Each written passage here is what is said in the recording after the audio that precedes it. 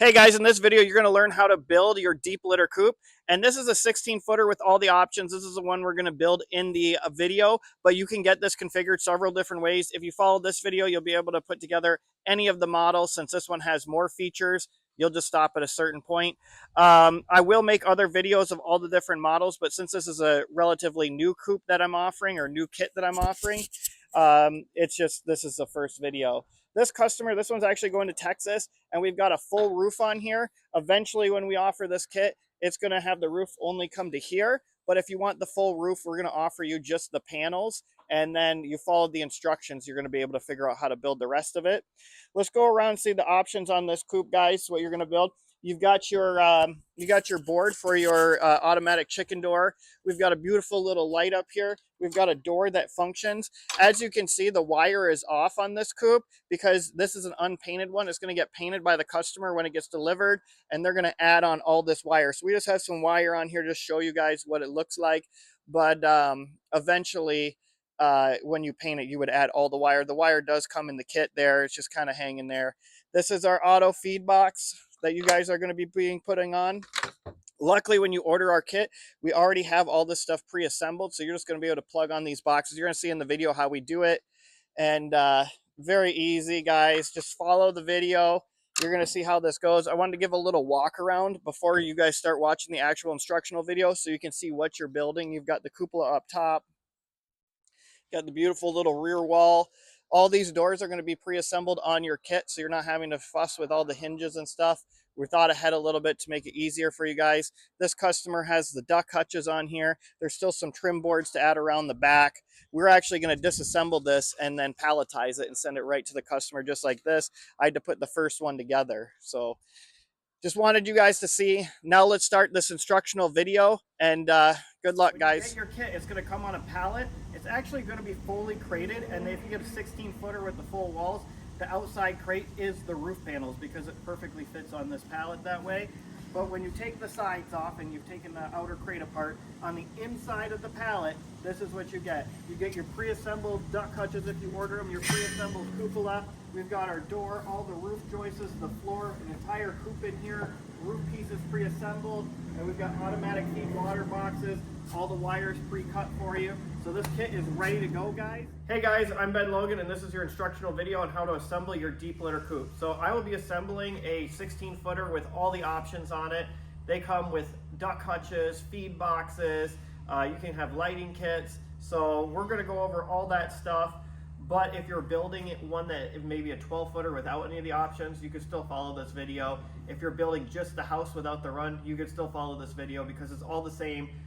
This one's just going to have more options. I will upload other videos of instructions how to do the other versions of the coop, but that will be at a later date. So just follow me along on this journey, and we'll post other ones for other models later. First, what you're going to want to do is the coop comes shipped mainly pre-assembled. So a lot of these components that you're going to get are pre-assembled to make it super easy, guys.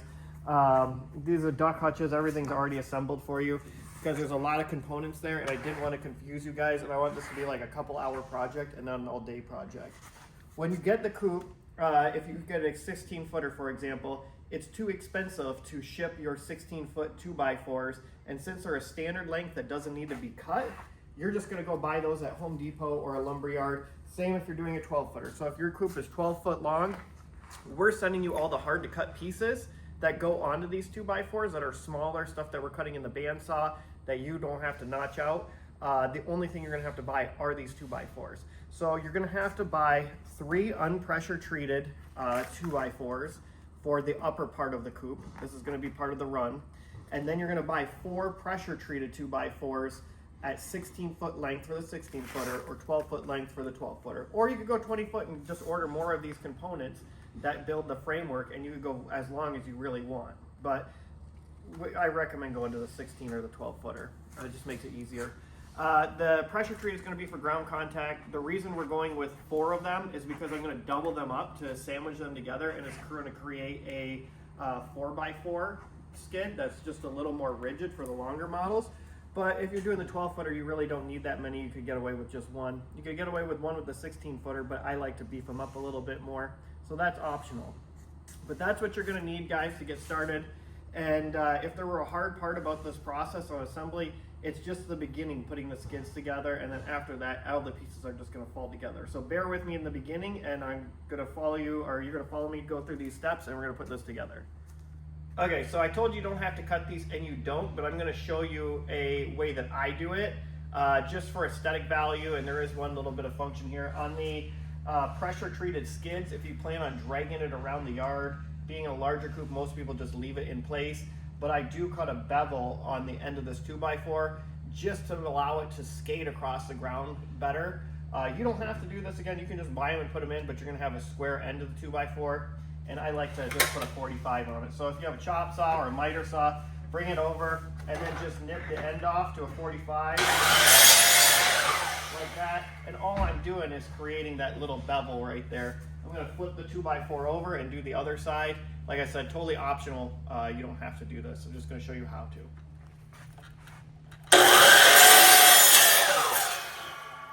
And there's your bevel. All right, now we cut the 45 on only 2 of these, right? So you've got the 45 on either end. That's gonna be the ground contact. Like I said, you don't have to cut that at all. I'm just showing you how to.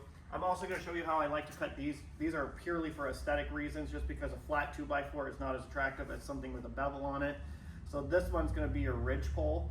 It could be any of the 3, could be the ridge pole. But I'm going to take this over to the saw, and I'm just going to cut a little end on it, and you'll see later on in the video what that looks like. Like I said, you don't have to do this. I only do it on one side, and I just do it because I think it looks pretty. So all I do, I leave the 45 on my miter here. I'm coming in. And I leave probably 2 inches on the top and just nip one end of the 16-footer off like that. And when it goes through, it just looks better than a flat end. Like I said, you don't have to. I do it, so I'm showing you how. Now for the other 2 unpressure treated 16-footers that are going to be part of the run, I like to just cut a little 45 vertically on this. So I leave the 2x4 up, nip only one end off, just like we did on the bottom skids. But this is actually gonna just be aesthetic. Again, it's gonna sit higher, and like I just don't like to see a flat 2x4. I like to see a bevel on it. So that is just a little bit of bonus material for your build. If you want to do it, you can, and if you don't want to do it, you don't have to. Okay, now we're taking the pressure treated 2x4 that's part of the skid. It's the one we have not cut a bevel on, so this is just a straight 16-foot pressure treated 2x4. And we're gonna mount the legs to it. And to do that, we're gonna start off by measuring out from the end 2 inches. I use 2 inches because it just gives a little leeway to the skid, and that's the way I like to do it. Then what we're gonna do is we're gonna take our 2-inch mark and we're gonna measure out to 44.5 inches. Why is it 44.5 inches? Well, that's because that is the width of the floor, and we're gonna mount 4x4 posts to here, and we need those posts to match up with the floor. So that's the measurement you're gonna want. Now we have our 4x4 posts that we're gonna fasten to this pressure treated 2x4 skid. We've measured in 2 inches, and we're putting the 4x4 on this side of the line. So you have a full 2 inches before it starts, and then we measure over to 44.5, and we're mounting the 2x4 just on the inside of that 44.5 marker, and we'll have the perfect width to mount these to our floor. 3-inch screws to fasten this. So I just run 4 3-inch screws right into the 4x4. And I do that on both sides.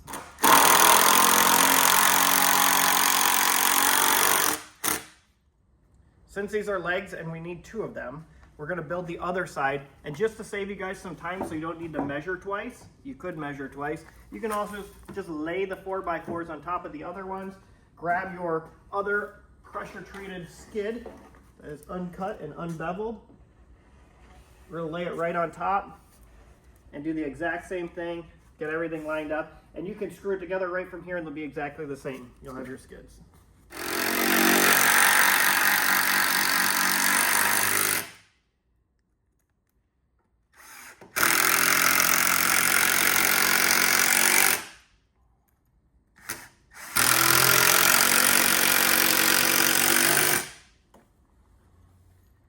Now that we have these fastened on here, we're going to mount them to the other pressure treated 2x4 that we made a skid for. So it's the one that we cut on a bevel, and we're going to just mount it right on top of there. So you can see this is the one that we put our 45 on. All I'm going to do is pick this up, put it upright, and I'm going to lay it on top of here, line it up right on top, and then I'm gonna fasten it. I'm gonna fasten these together, and that's what this does is it just beefs it up and it makes it 4x4 thick. Okay, guys, very easy way to do it. You could get away with one 2x4 on the bottom if you wanted. This is just the way I like to beef them up a little bit. All right, I'm using a 3-inch screw to fasten. I'm using a 3-inch screw to fasten these together, and I just like to put one 1.5 inches in.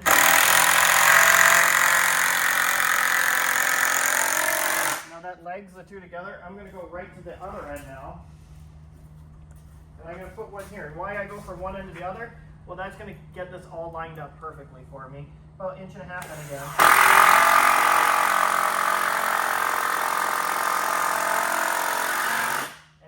Skid, and to just complete it, all I'm going to do is probably every 2 foot add a 3-inch screw all the way down, and I'm going to repeat the process for the other skid.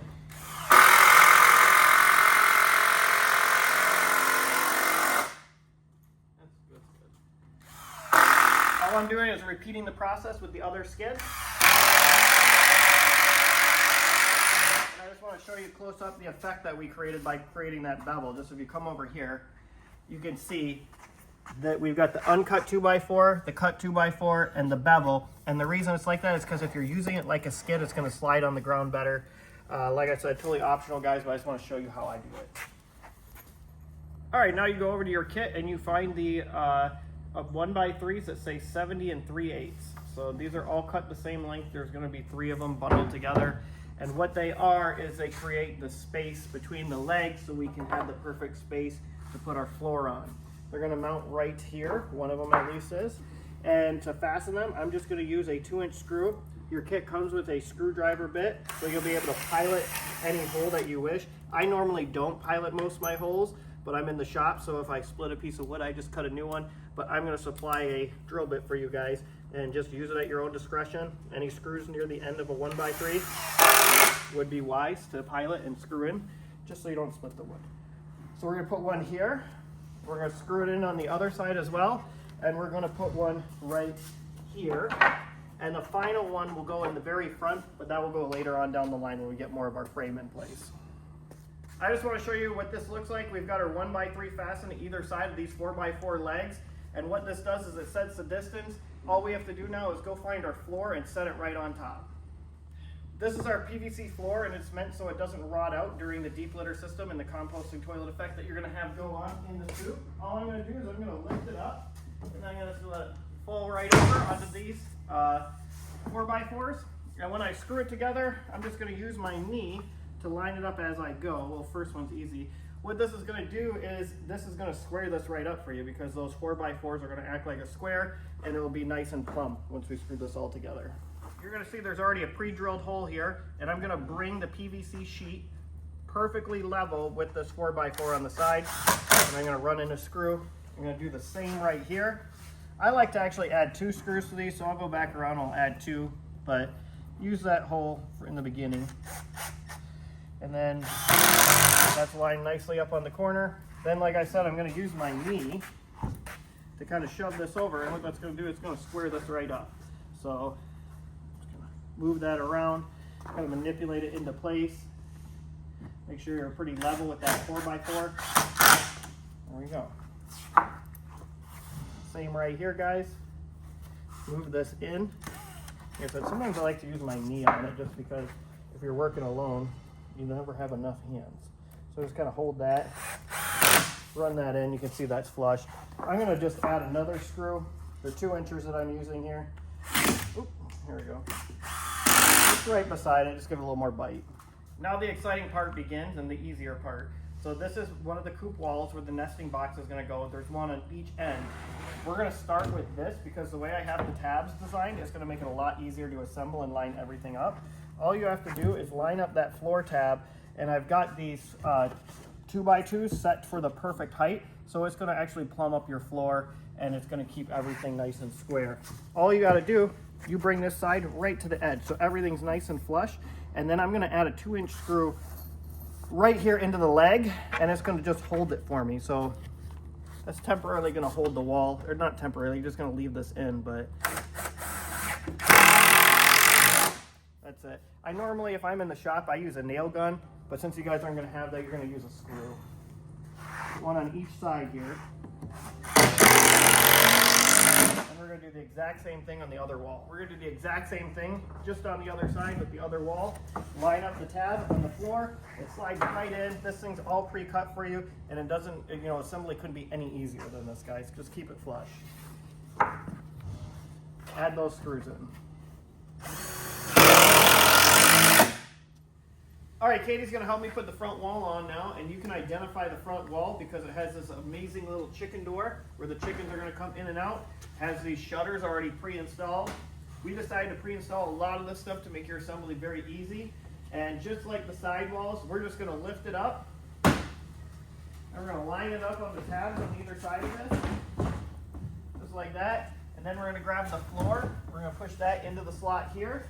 And if this already had the 2x2s mounted on this side, so all I have to do is grab a drill, and then there's already pre-drilled holes right for these screws. You're gonna screw these right in. Should be 3 on each side. Make sure your walls are nice and tight here.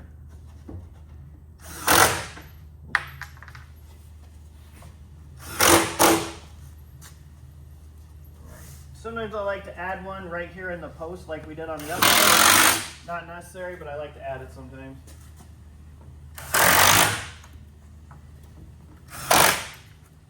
Yeah.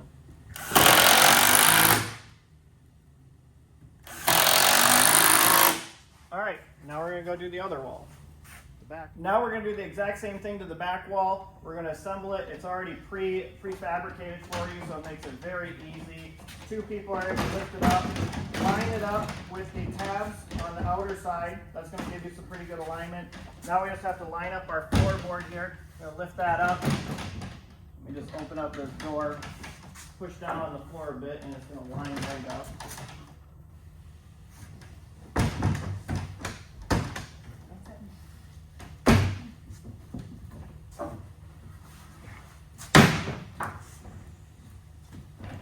There we go. And now I just need my drill. We're going to add the screws. 3 screws on each side. Like I said, optional one in the leg. Push that together, make sure it's flush.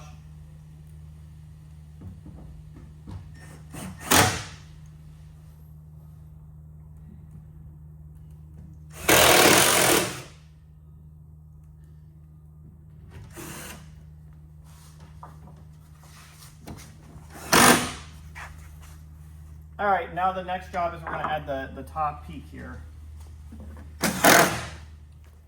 Now we're going to assemble the peak. I just want to show you guys real quick. I use Tight Bond Ultimate Wood Glue. It's waterproof exterior.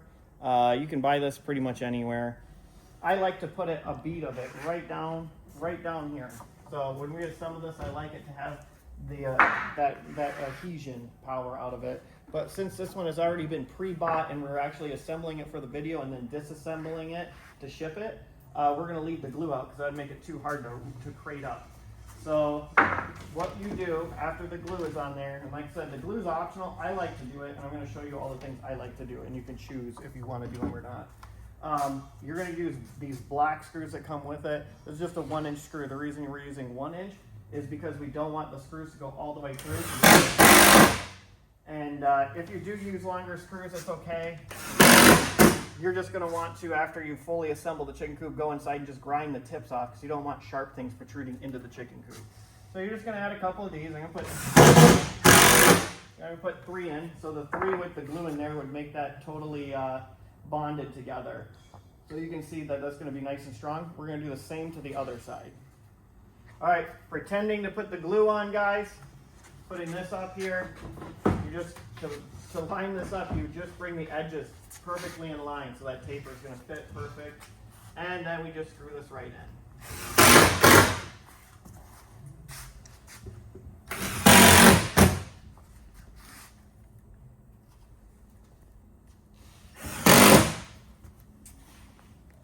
All right, now we're going to insert these 16 footers. And I don't know if you remember earlier in the video, I said we were cutting an aesthetic bevel. It's the one that goes like this on the 45. And the reason I did that is because it's going to slide through and protrude into the back side of the coop. And I think it just looks better. So what we're going to do, we're going to take this, we're going to push this right through the pocket, and I'm just going to let it hang out about 3 inches on the back side. Then I'm going to grab this one,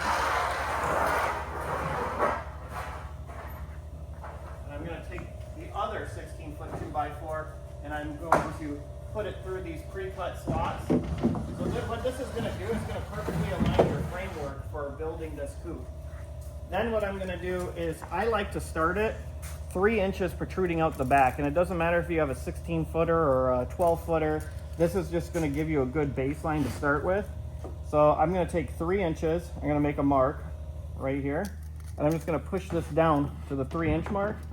And I'm doing that just so I know that both of my 16-footers or 12-footers, whatever you're using, are going to be parallel with each other and square when I start building the actual frame in the front. So we're pushing this right through, and we're going to go right to the 3-inch mark. Perfect. Next, we're going to start assembling the actual framework that becomes the chicken run. The way we're going to do this is we're going to grab these boards. They're going to be 52 1/4 long. There's going to be 6 of them if you have a 16-footer, and there's going to be 4 of them if you have a 12-footer. We're going to mount these right in the end. If you want to double check that you have the right ones, since this is a preset measurement going right into the coop where I've notched it, you should be able to lift this up, and that's going to fit nice and snug. So you can tell that that is the support for your wall. We're going to come right down to the end, since we already have this set at our 3 inches in the back. It's pretty much where I want it to be, because we want a 2-inch overhang right here on the front, which we'll make a mark for in a minute. But first, what I'm going to show you how to do is, you got your drill bit that comes in the kit. You're just going to put 2 holes right down the top, and that's because we're putting a screw in right at the end of this 2x4, and we want to make sure that we don't split it. So we're going to go ahead and do that. Once we've piloted that hole, we're going to grab 2 3-inch screws. We're going to line up this 2x4 right here, right on the end of it. We're going to run that down. We're going to put both of them in. It's going to square everything up and snug it up. Alrighty. Alright, now we're going to get the measuring tape out, and we're going to set the spacing that's going to become the walls and the rafters that we're about to put on. And the way that I do that, I take my measuring tape and I go right in the center of this stud right here. So I divide the end of the measuring tape with the end of the stud, so you can see that's our line right where we put our screws. And I'm going to come right down here to the 2-foot mark. And I'm going to make a mark right there. So this is going to be the center of our roof joist, actually, coming up here in a minute. Then we're going to go another 2 foot. So we're going to do this the whole way down, 2 foot. So now that this one is 2 foot times 2, that would be 4 foot. And this is where our next stud is going to go down, which I'm going to show you how to do in a minute. Then we're going to come down, we're going to go another 2 foot. So there's a rafter, because our rafters have 2 foot spacing and our studs have 4 foot spacing. So hopefully this is making sense to you. Then we got another 2 foot. So now that we've done that twice, we've got 4 foot, and this is going to be a stud going down here. Then we're going to come down here, we're going to do another 2 foot. And then we're going to come down here, and then our last measurement right to the house should be 2 foot. So now we know we did this right, because that is the end of the line, perfectly divided up. Now we're going to grab our other 2 studs right here, and we're going to come over to our 4 foot mark, and we're going to divide this right down the center. But instead of putting the stud like we did in the front sideways, we're going to rotate it so it's perfectly parallel with the edge of the board here. And we're doing that because it's going to give us more surface area to fasten on our hardware cloth. This one, since you're in the middle of the stud too, you probably don't have to pre-drill. You can if you want. I'm just going to come in with a 3-incher. Just like that. I'm going to put 2 in from the top all the way down.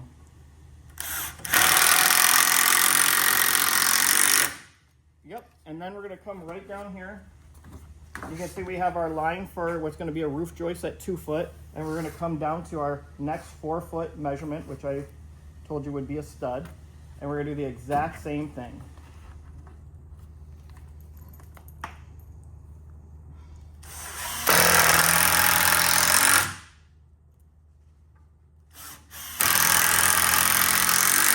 All right, now I don't want to lose you guys, so we're going to back up and take a look at what I've done here and just review it real quick.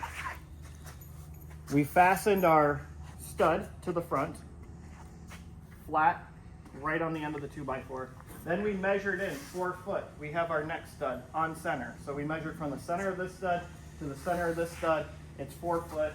The center of this stud to the center of this stud is 4 foot. So that means we're going to put a 4-foot screen on each one of these areas, and they're going to be perfectly connected without any cutting or gaps, which will be really nice. Now let's fasten these studs to the bottom, and I'm going to show you how we do that next. We're going to start with this front stud by fastening it down to the skid, and the way we're going to do that, I like that 2-inch overhang on the actual front of the skid. So I'm going to make a mark. It could drift a little bit off of that, and I'm going to show you why.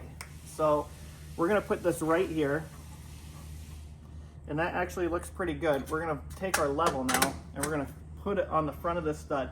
You can see on the bubble, it's slightly back. So we've got to pull the front out. I'm going to just pull the front out just slightly.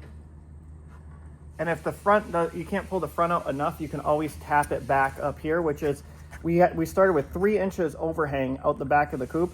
And as I hit this, it's going out to probably 3 1/4, right there in the center of the bubble. So what I'm going to do now, I'm going to take my pencil and I'm just going to scribe that line, and that's my line that I know everything is square and parallel.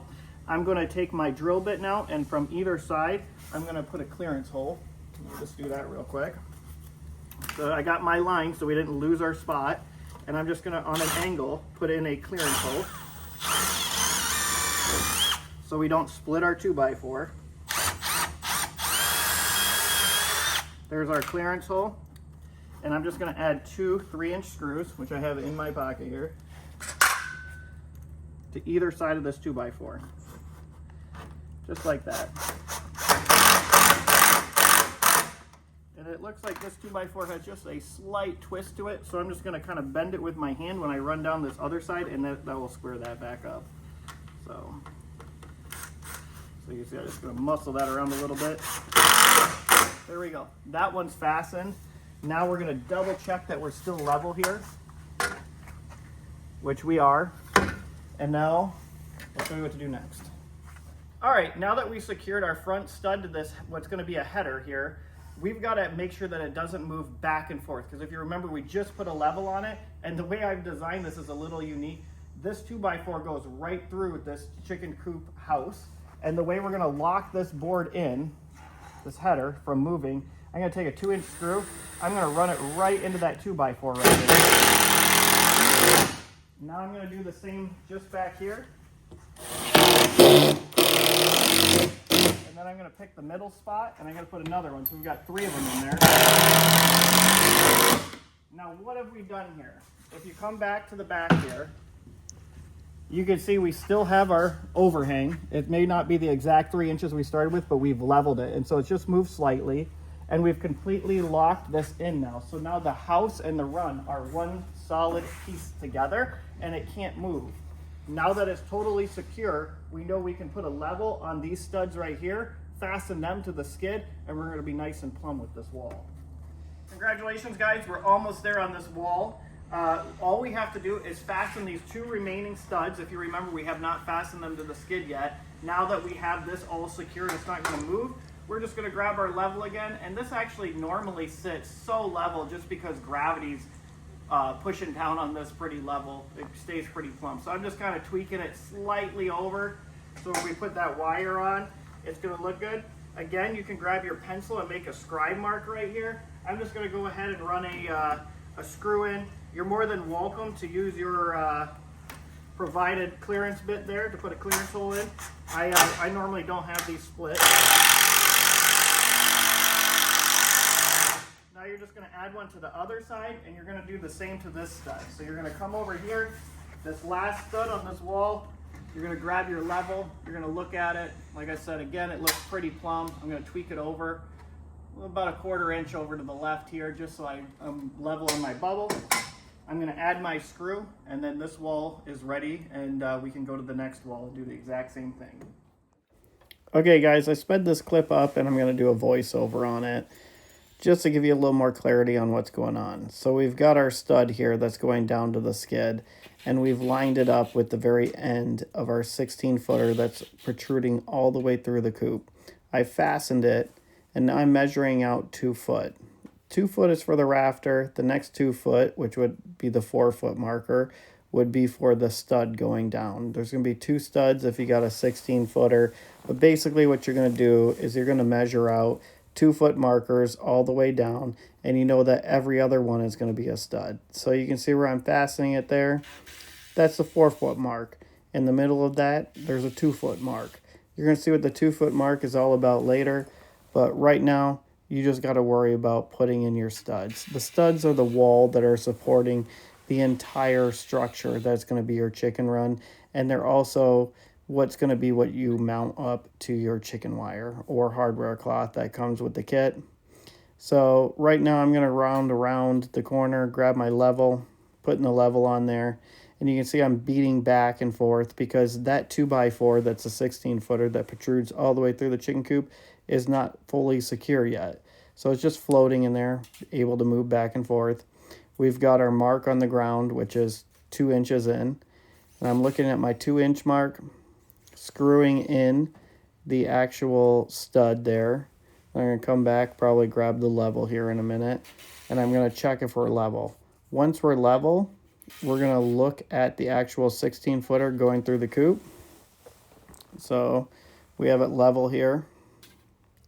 Then we're going to go back. We're going to grab some 2-inch screws, and then we're going to screw right through the chicken coop into that 16 footer. And what that does is it secures the 16 footer that's protruding all the way through to the back into the coop, so they become one unit. Now we know that our front is level. We can go through and we can level out our other joists, or studs I mean, that go down. So those studs that I'm screwing in right now, we're just leveling them out. Gravity, like I said in the last clip, kind of lets them sit pretty plumb. But you're going to go through, you're going to double check them, and you're going to screw them down. I like to toenail them, as they call it. We're using screws. If you're toenailing, you're going from an angle.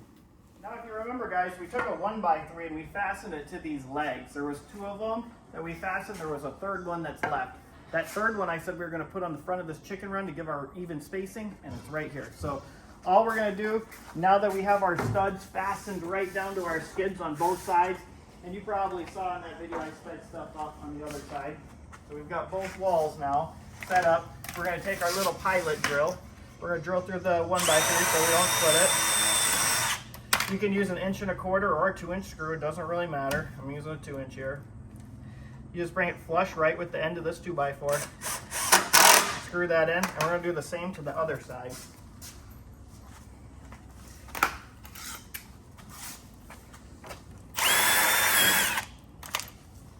Just going to kick in this leg a little bit so it's flush. There we go. Now our spacing is even. Our spacing all the way down this wall is going to be even with the coop. Guys, you're going to see a bunch of these in your kit, depending if you do the 16 footer or the 12 footer. These are one of the items you're going to get more of because you have a longer coop. This being the 16 footer, there's quite a few of these. There's 14. These are your rafters. We're going to go ahead and we're going to put 2 in on the very front, and then we're going to add our roof joists on the very top. And then once that's in, we'll add the rest of our rafters. So the way that I like to put these in, if I'm working by myself, I like to start a screw first, just so I'm not bouncing so many things. And I put it on an angle, and when I run it in, you're going to see how this gets fastened right now. Bring this right out to the edge. Bring it to the very, very edge of this so it's nice and flush. And I'm just going to run this screw in.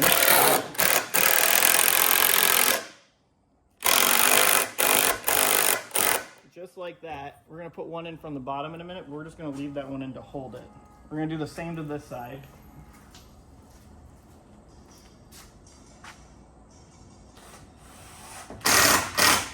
Like to start a screw, put this in. If you have 2 people, you probably don't have to start a screw. It'll be a little easier for you.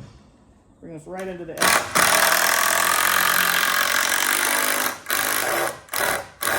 Okay.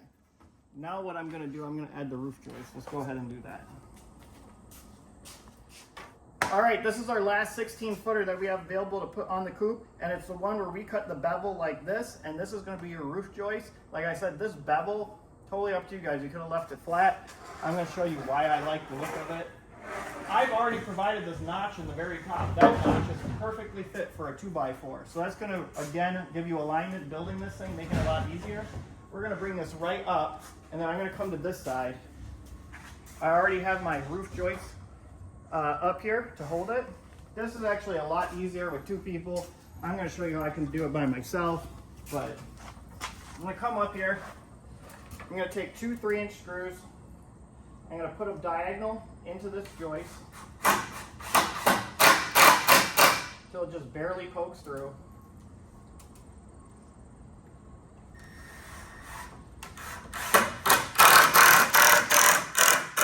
Just like that. Alright, now I'm going to bring my 2x4 up. It's sitting nicely in that coop, so it's held up on the other side. I'm going to hold it just like this, like the tops are level with each other. I'm going to screw one side in. I'm going to bend this side around. I actually might, I'm going to try to move it, but I think that's actually probably pretty good. No, I'm going to move this because I got that too much of an angle.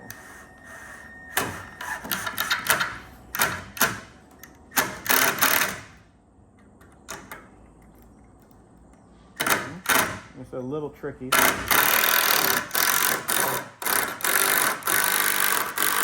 you're just going to run these in until it starts to tighten up that gap and square itself up.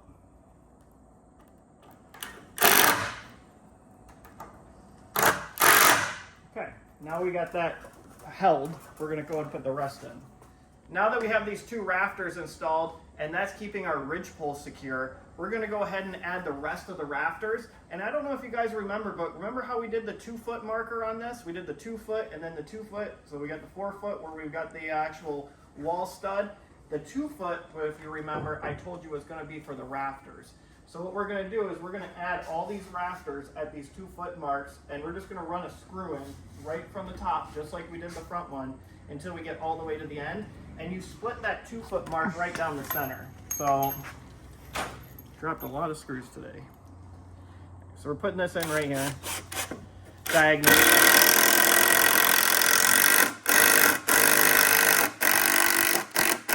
Kind of run that down till it's level. All right, so we're going to come down to the next 2-foot marker, which happens to be right where the stud is, and we're going to split that right down the center of the line, just like we did before. Now what we have is we have 2 foot on center. Why would we want 2 foot on center?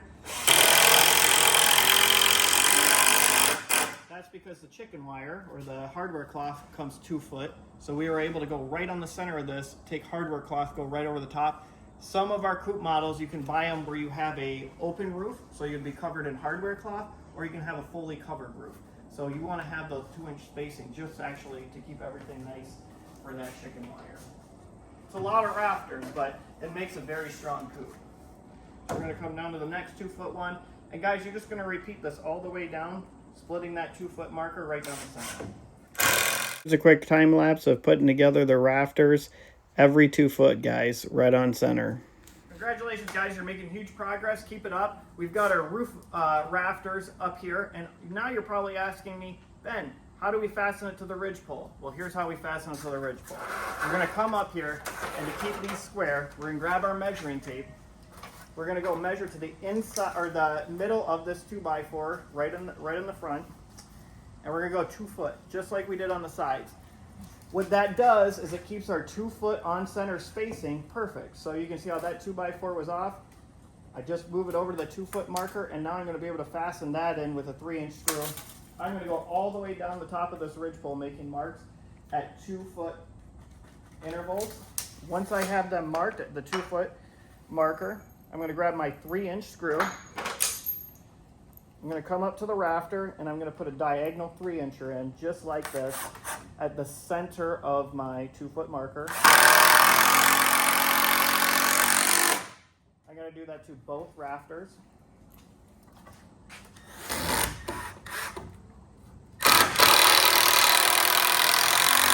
And I'm going to continue that process until all the rafters are secured to your ridge pole.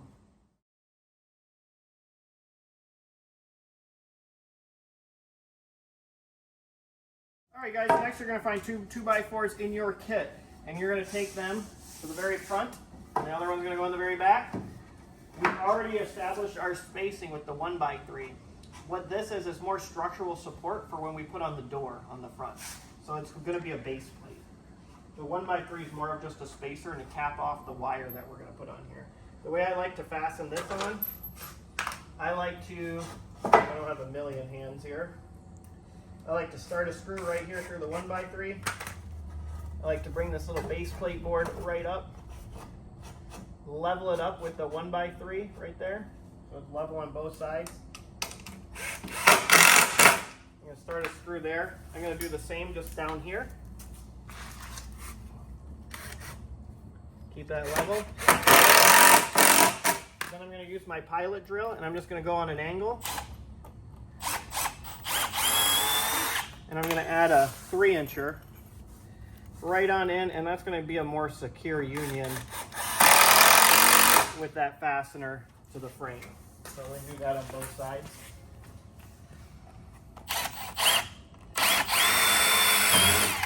Nice little pilot hole so we don't split. 3-inch screw going diagonal right into it. Now we've got a nice base plate, so when we go ahead and in a couple steps from now, we're going to add that front. It's important to have that there. We're going to take this other 2x4 that's the exact same length as the one on the front, and we're just going to add it to the piece on the back. And the reason the one is on the back is to actually just give this a little bit more side-to-side rigidity. Especially if you're towing it, it's a lot of weight, a lot of pressure. So we're just adding it. The one on the front's more of a sill plate.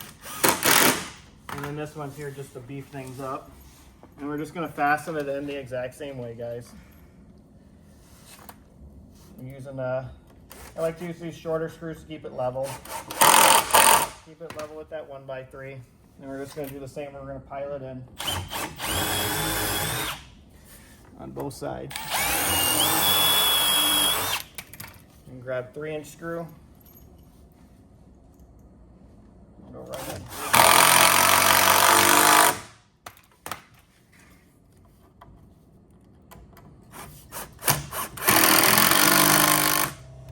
All right, in your kit, you're going to see a lot of these little gussets. These are going to strengthen up the coupe and keep it wobbling from side to side. There's a lot of these, so I'm going to show you how to install them, and then I'll probably do a time lapse so you guys won't fall asleep while I put in like 20 or 30 of these or however many there are in this kit. First, before you actually put these on, I want you to check one more thing with the level though. Double check that you're still level back and forth, and then you're going to come around to these side pieces because we've actually never leveled these.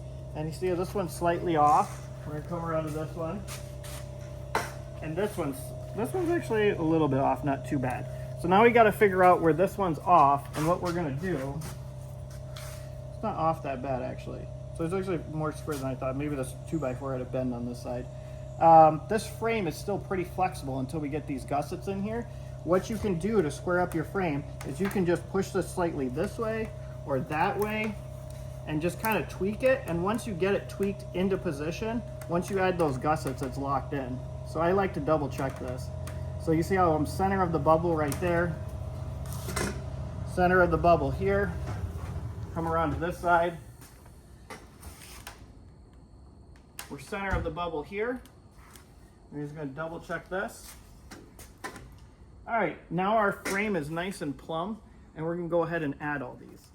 Now to add these, they're kind of going to depend if you have duck hutches and feed boxes. If you do not have a feed box, you're going to be able to come right down to the bottom and you're going to have one on either side like this. But if you have a feed box, since it's going to take up this hole, you're not going to have one in the very center. You could mount your feed box on the very end. Most people do it in the center here if you have auto feed, auto waterer, but you're going to leave it out on the bottom if you have that. Then on the top, you're going to go the same. I like to put them here and here on all of these. So this will have them here. There'll be one here. And the way that I fasten this in, I actually normally just do it very quick with a brad nailer to hold it, and then I come around and add a 3-incher. But since you guys probably don't have a brad nailer, and if you do, feel more than welcome to do that. I like to you can just hold it like this. Just a little more juggling. Start your 3-inch screw on an angle from the top. You're going to go in like that. Once again, guys, when you come in on the side, I like to come in from the top on these ones, but when you add it from the side, just like you did the roof joists, you might want to pilot that hole. I'm just going to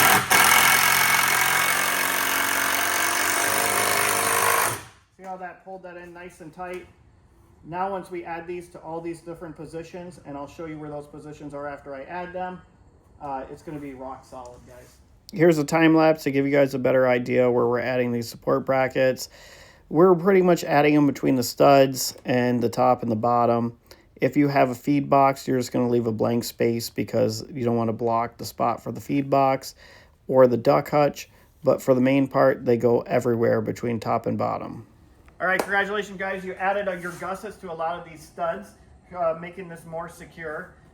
We're still going to add a few more. So right now, we're going to add a couple to the coop itself. And you can see where we left the opening. If you have the duck hutches and the feed boxes, these openings would be for the feed box.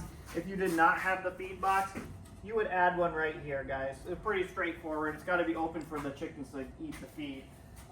Right here on the front, since this has the duck hutches on it, we're only able to put the gussets on the front. We're going to add one right here, and I'm just going to run an 1.25" screw right through the front of the coop and a 3-inch screw diagonal into the leg.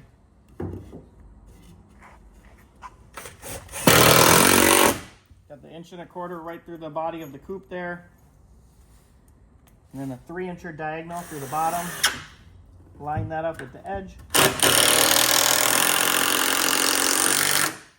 And we're going to do the same on all 4 corners. And like I said, guys, if this customer has a duck hutch or a storage box that is an option that's going to bump right out the side of here, if they did not have that, I actually like to run another one of these little gussets just like this. And I actually think it looks cool because it kind of zigzags down and it really supports the coop nicely. You could do it like this as well, just personal preference, but I kind of like to put it on like that.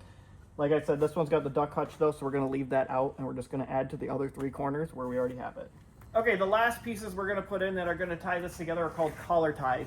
And they're going to go right up here in your rafters and just below your ridge pole here. And the way that I'm going to level this out, all I do is I grab a level, I make sure that I'm not too far up and over sticking the rafters. So I bring it down just slightly and I'm going to rotate this around right until I'm right in that bubble. I normally at this stage have a nail gun and I pop a nail in here, but since you guys aren't going to probably have that, I'm going to show you what to do. I'm going to drop this level down. I'm just going to scribe a little line right here. So now we know where the position was. And then since it's too hard to start a screw, I'm going to grab 2 3-inch screws here. Too hard to start it over your head anyways. And I'm going to start the 3-inch screws right here.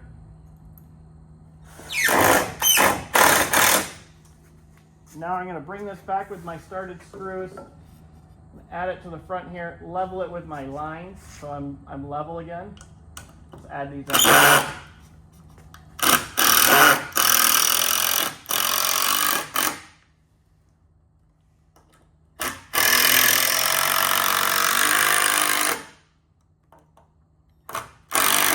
Okay, so now that's a collar tie installed. We're going to do it to 1, 2, 3, 4 more rafters on the deep litter coop.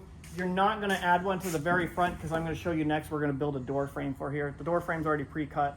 You're just going to have to assemble it in the kit. All right, guys, we're almost there. We're going to assemble the door now, and that's going to almost complete our framework here. So to put the door on, you're going to grab a piece that looks like the little support gussets that we put on, but it's longer and it's labeled door, and I did that so you wouldn't mix it up. Then we're going to grab a level. We're going to hold the level up, put this into the crotch of the joists here, and what we're going to do, it's going to fit nicely in there. We're going to start to level this out. Once it's level, Katie, would you mind holding that piece right there for me? Once it's level, I'm going to come up here, and I'm just going to mark with a pencil right where it is, so we know that that's the level spot in case it moves. Then I'm going to grab a 3-inch screw out of my pocket here, and I'm going to screw this in, just like we have done with all the other ones on an angle.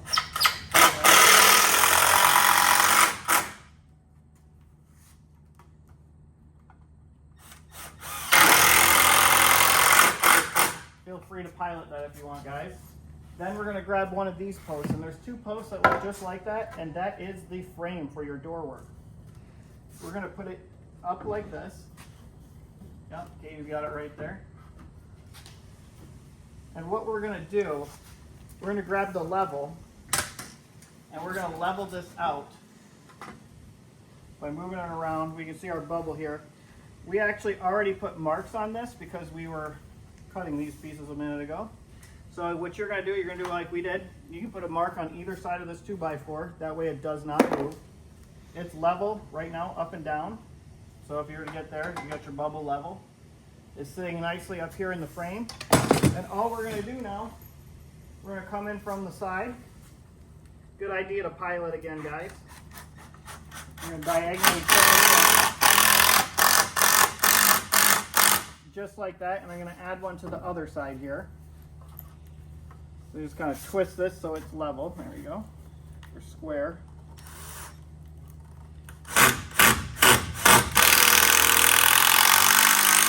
Now the bottom is fastened. Now we're going to come in from the top, and we're going to run one diagonal, like right through all 3 of these. So, good idea to pilot this again, guys. You want to pilot your holes. All right, and that is one side of the door frame installed. We're going to do the exact same thing. We already leveled this out and made the marks on this when we had the level out on the other one, guys. So you're going to be able to do the exact same thing. You're just going to kick it into place here. Just a little bit more there. Yep, perfect. Now once that's level, pound that into place. Nice fit on that. And we're going to go ahead, we're going to put these in from the bottom again.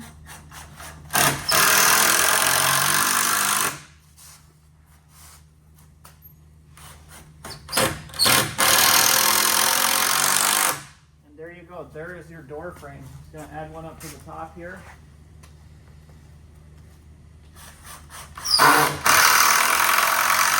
And that door is framed. There's going to be 2 of these in your kit. They're both cut on a bevel. 71 1/4 inches long, and these are the floor supports for underneath the coop. Since it uses the deep litter method, you're going to get a lot of litter in there eventually. It's going to get heavy, and these are going to support the weight. It actually is so strong I can get in there, jump around, and it supports my weight. So here's how we put these in. There's going to be 2 of them underneath. Katie's on the other side. I put a 3-incher right through the body of this and right into the 2x4. The way that we line it up, and I like to put it on a little bit of a downward angle so it's going to kind of pull it up. You see where the notch is for the floor here? We're just going to go line ourselves up just off the edge of that. Then we're going to lift up the 2x4 and push it up as far as you can against the floor, centering it on that screw. And then I just run the screw in. And Katie ran the screw in from the other side, so that one's fastened. Now we're going to go do the other one. Same spacing, slight downward angle, lift up on the 2x4, center it on the screw, lifting it up into the floor as far as you can.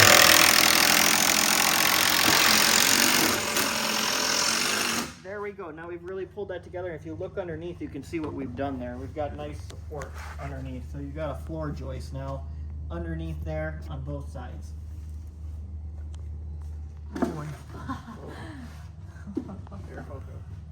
Okay. Now we're going to install the nesting box, and just because we're the great people here at Kritter Kribs, we've pre-assembled this nesting box and sent it to you this way. It's got 2x2s glued in the corner. It's all interlocked like a 3D jigsaw puzzle, and we've already cut all the slots on the side and fastened a 2x2 on the inside. So all Katie has to do now is insert this nesting box, line up the grooves, and it's perfectly going to go right in the slot that it needs to be. It's going to bottom out when it's flush here, and all now she has to do is kind of make sure it looks level to the eye. I'm going to go now on the inside of the coop, and you can see where we already mounted these 2x2s in here. All I have to do is come around and run a screw into the 2x2 and one over there, and then that nesting box is fully installed. You can put 4 screws in. All right. Okay, guys, we're doing the same to the other side. There's a nesting box on both sides. Inside each box, there's 2 nesting. So it has 4 nesting boxes total on this model. All right, so we are going to go ahead. I'm just going to screw this in from here.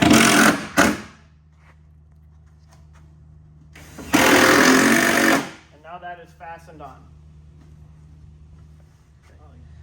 Now that we have this body and the frame fully assembled, it's time to paint it. So you guys, I'm going to show you a little bit of inspiration hopefully here. We've got a coupe outside that we've already painted, and I'll just show you some of the stuff we did, maybe do some brainstorming. One of the things I like to do, sometimes we send you this kind of so assembled that it's hard to paint around. Sometimes it's nice if you want to go highly detailed, remove some of these hinges and use some of these cut-in details to create nice banding and painting. Also with this particular model, the customer ordered the duck hutches and the feed boxes, and you can see here when you get them, they're pre-assembled. So now before you put these on the coupe, it's nice to paint these separate, and then when you fasten them to the coupe, you're gonna get that high level of contrast. For example, with these roof pieces, you could paint these white and you could maybe paint this blue. Now when you assemble it, you're getting a really nice crisp cut line on your paint. Again, here we're about to put these roof pieces on. This is the roof for the chicken coop. You could paint all underneath here white, and then if you add lighting to it, you're getting a nice reflection. You could paint this any color. This is going to be a trim board. So I just recommend you paint at this stage. Let's go outside and I'm going to show you one that's pretty much assembled. Quick little shot of this. This is all painted white, so it doesn't have a lot of detail on it as far as the contrast painted through here. But we did stain the center of the doors and then trim it around here, so you could feel free to do something like that. These smaller units, these are the Key West Coop kits. If you want a smaller kit, this is a great one. But you can see where we've really trimmed it in and painted, so you get that nice level of contrast and crisp lines on the roof panels. So this one's actually going out to Tennessee, I believe, or Wisconsin. So it has the duck hutches off of it. We're going to add those on, but I just wanted to show you guys what a painted one looks like. All right, you're going to see two of these giant panels in your kit, and it's already got pieces fastened to it, and that is the edging for the roof. So the roof, you can see that little notch is going to match right into the 2x4 there. You're going to line it up, slide it up, kind of just make sure you get it on all the way there.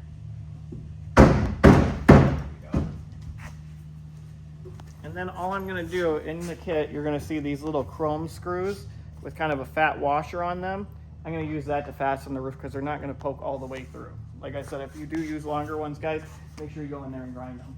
So what we're going to do, we're just going to put one in to hold it up here so it doesn't slide off, just like that.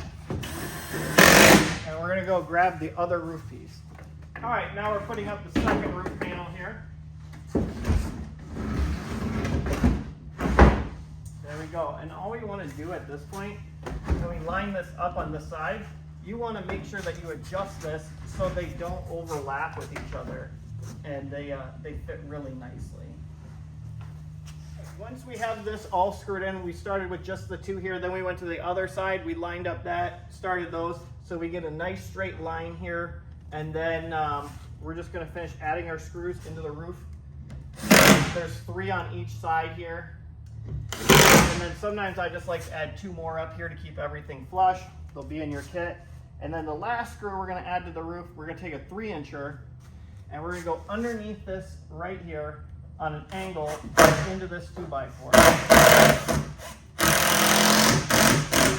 So what we just did there is we just kind of tied in the this roof into the rest of it by putting a 3-incher just right there, and then I do the same on the other side over here.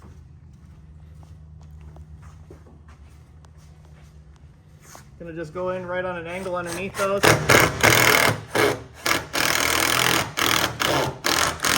Just like that. That's it. Don't need to go too crazy, guys. Just tighten it up a little bit. All right, this comes with so many options, guys. One of the ones that I encourage you buying to make things easier on yourself is just buy the standard roof. This one has a full roof, so it takes a little bit of more work on your end. I'm going to show you how we do a full roof on one of these. If you're to order the standard roof, what I mean by that is we would have the roof done at this point. This would be the roof. We actually make a custom-made panel that perfectly fits this with the drip edge and the roof cap molded right in. So all we have to do at this stage is add our boxes, the cupola, and the roof part would be done. And since we have our joists at 2 foot wide, we would just roll over hardware cloth over the top of this. This would already be painted. We'd staple it down, and that would be our enclosure for the rest of it. Since this customer and a lot of customers like a fully covered roof, I'm going to show you how to fully cover a roof. Some of this is going to be on you guys though to buy some components and put them on. I could supply you the roof panels. We have white and we also have galvanized, and it's pre-cut to the right length to the top, but you'll still have to cut the very end and do some modifications. But I'm going to show you how to do that right now. All right, this is if you're doing a full roof, guys, or a more covered roof. So what you're going to need, it comes with this. If you order the full roof version, you're getting an extra one of these. And so normally just this decorative feature here and the little overhang, it would have the roof on here. That would be done. Your roof would be done right there. But since we need to add more wood to cover the whole roof, you get an extra two of these joists, rafters. And the way you get these in, you put them on an angle, and I like to just put a little pressure, get them under, and I like to bury them halfway. So I'm going to tap that.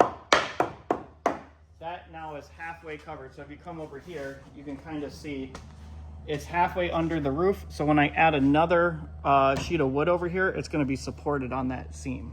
Just like we did with our previous rafters, we're going to go ahead and we're going to add a 3-inch screw. And we're going to do one up there on that roof joist. And also one thing that you can do here, guys, that I didn't show you earlier, we have the screws coming in from the top. You can also add a 3-inch screw right from the bottom, like that, into your rafter, and it really pulls it down and ties it in from another point. So I just want to show you that is an option you guys can do. And we're just going to add a 3-inch fastener screw right here. That top joist, top rafter here, and the ridge pole, I mean. Now we're all set to get more plywood on this roof. We're about to put a full 4x8 sheet on this roof, and since it's a little heavy to hold, we're going to take a measurement first. So when I look at this, from the end of the roof to the end of this rafter here, we're sitting at about 2 inches, okay? So we're going to come down here, and we're just going to take a mark, and we're going to put it right here. And I'm going to show you in 1 minute why we have a mark right there. Katie, would you mind giving me a hand to lift this thing up? So we're going to lift up this 4x8 sheet, slide it right up here on the roof.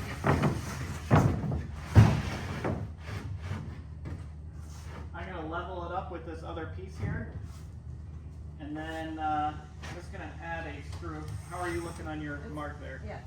So Katie found that mark down there, leveled the board to there. My board is leveled up down here. And I'm just going to add a couple 2-inch screws down.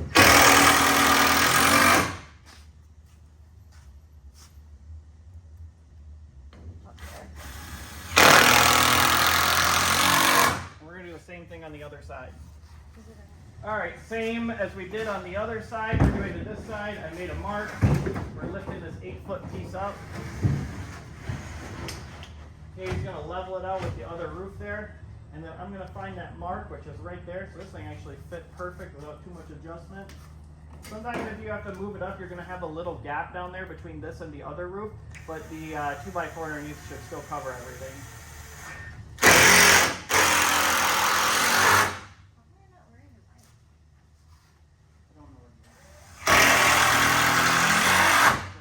If you're doing this yourself, you're probably going out and buying the wood yourself. So you're going to need 3 sheets of 8-foot long by 4-foot wide plywood, 1/2 inch thick. I'm just going to take an 8-footer here. I'm going to cut it in half, and that's going to give me my 2 4-foot sections to finish off the rest of the 16-foot roof. This customer ordered all the components, so they're going to get these pieces, but I wanted to show you if you wanted to add a roof yourself, it's just the only cut you're really going to have to make it. All right, now that we've secured with 2-inch screws on every single roof joist, I can climb up on this roof safely. You can use a ladder from the outside if you would like, but I'm just going to climb up here, and on every single rafter, I'm going to add, well, of course I managed to hit the screw we had there. Add a 2-inch screw to every single one going all the way down. And that will secure our roof. And one of the nice things is those marks that we made to line up the rafters at every 2 foot, I can still see the pencil mark up here. So I know exactly where these are, and I can hit them accurately every time. So just go ahead and complete that all the way down. All right, in your kit, you're gonna notice that there's a bunch of hardware cloth. This stuff is actually PVC coated black 19 gauge hardware cloth. We cut a lot of it really close to the size that you're gonna need, so you're gonna have to do the minimal amount of cutting.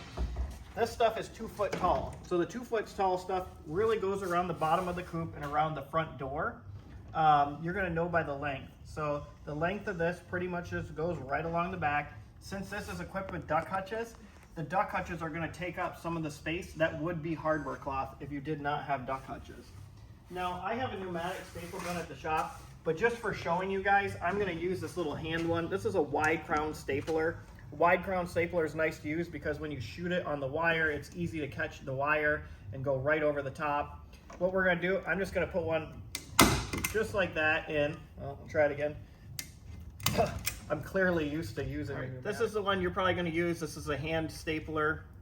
I'm fortunate enough that I have a pneumatic one. It's gonna make things a lot faster here. These are wide crown staples, so you're just gonna hold on. It's gonna go right over the wire. They actually have electric ones now too, but we have air pressure at the shop, so that's what we use.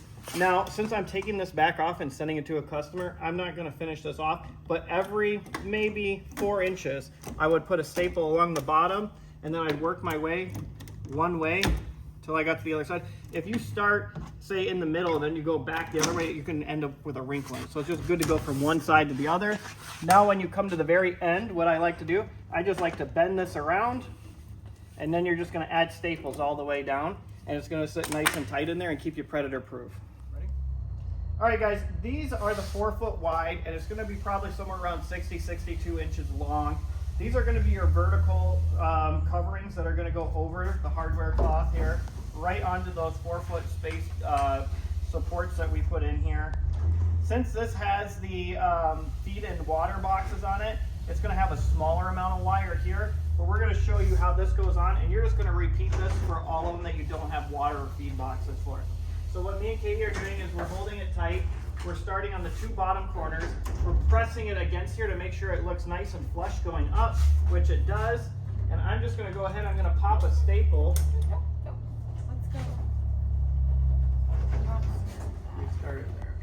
Katie's got a trick, she likes to start it behind that pole there. So I'm gonna put a staple right here in the corner. Then I'm gonna come down here to the other corner. And normally I would finish this whole bottom off before going any further, but like I said, since we're taking this one back apart and shipping it to Texas, I don't want to have to be prying all these staples out. So we're just going to put a couple in here to hold it and show you how this goes. Now, if you were to imagine us stapling that all the way around, you're probably looking at this, okay, this wire looks weird. How do I get it under here? All I do is I take a pair of tin snips here. I'm going to cut down about halfway the distance of that 2x4. So I'm cutting the width of the 2x4 and pretty much halfway through it. And what that does, cut right across the bottom, it creates a little gap. Katie's gonna cut this front one here. Creates a little gap, and then we're gonna be able to take this wire and bend it down, creating this full predator proof, yet it's gonna be nicely vented all through there. Down underneath that 2x4. So we squish that down underneath that 2x4, and once it springs back up, it goes right down like this. So we would finish stapling this all the way around, so it's nice and tight. Then you would come to the inside here, and you would just simply staple this wire. Just staple this wire right to the bottom of the roof. Now nothing can get in and out, and it's totally predator proof. You're going to repeat those on all of these underneath here. In your kit, you're going to go, once again, find the 2 foot wire that matches the length of either side of this door. So on either side of the door, we're going to cover this up, and you can see that that's the right length right there. Little pro tip here is if you want to make this look a little bit cleaner, you can mount the wire to the inside. It will take you a little more time to cut out some of the stuff. We're going to mount it to the outside on this one. I think it looks a little better on the inside. It's totally up to you. If you're going to mount it on the outside, you're going to take back off this 1x3. The reason you take the 1x3 off the outside is because we're going to staple it right to the 2x4 that we put here, and then when we put the 1x3 on there, it's going to cap the bottom of the wire. It's going to just look nice.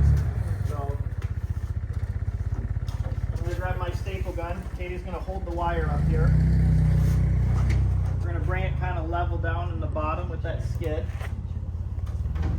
She's going to make sure she's got enough right there, which we do. And I'm going to pop a staple in. Too far over. Okay, level it up with your corners. Make sure it looks nice and plumb going up, which is kind of hanging. There we go. Good. Okay. I'm going to put another staple. I'm going to put another staple down here in the corner. And normally I would work my way up again like this, but since we are not, I'm going to fasten this all the way on and it's not painted. Now here's a little cool trick. You can take your scissors now, or your pin snip. You just follow along the middle of this 2x4, right up.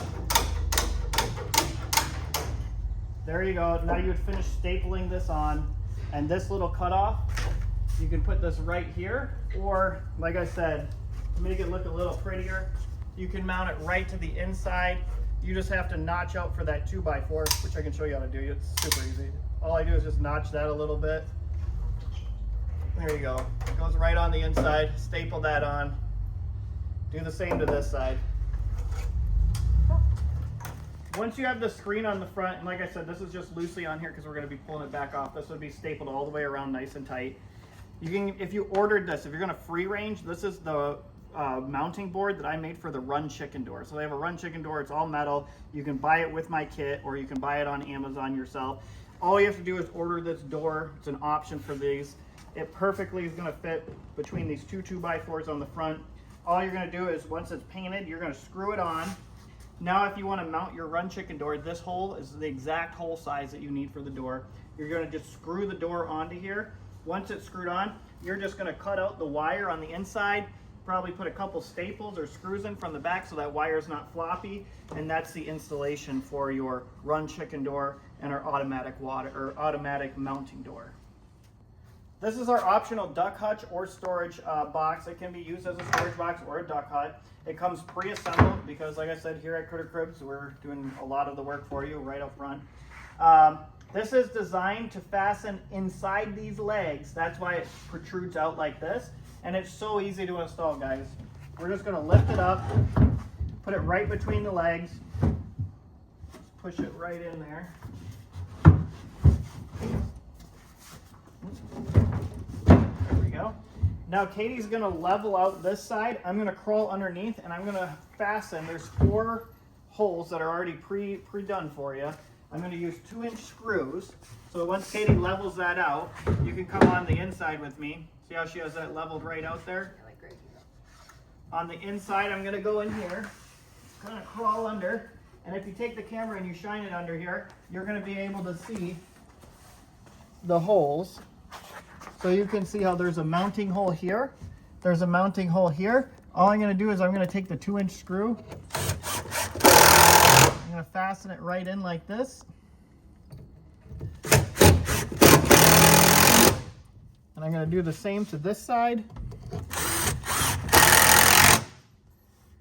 And that is all you need to do is put in these 4 screws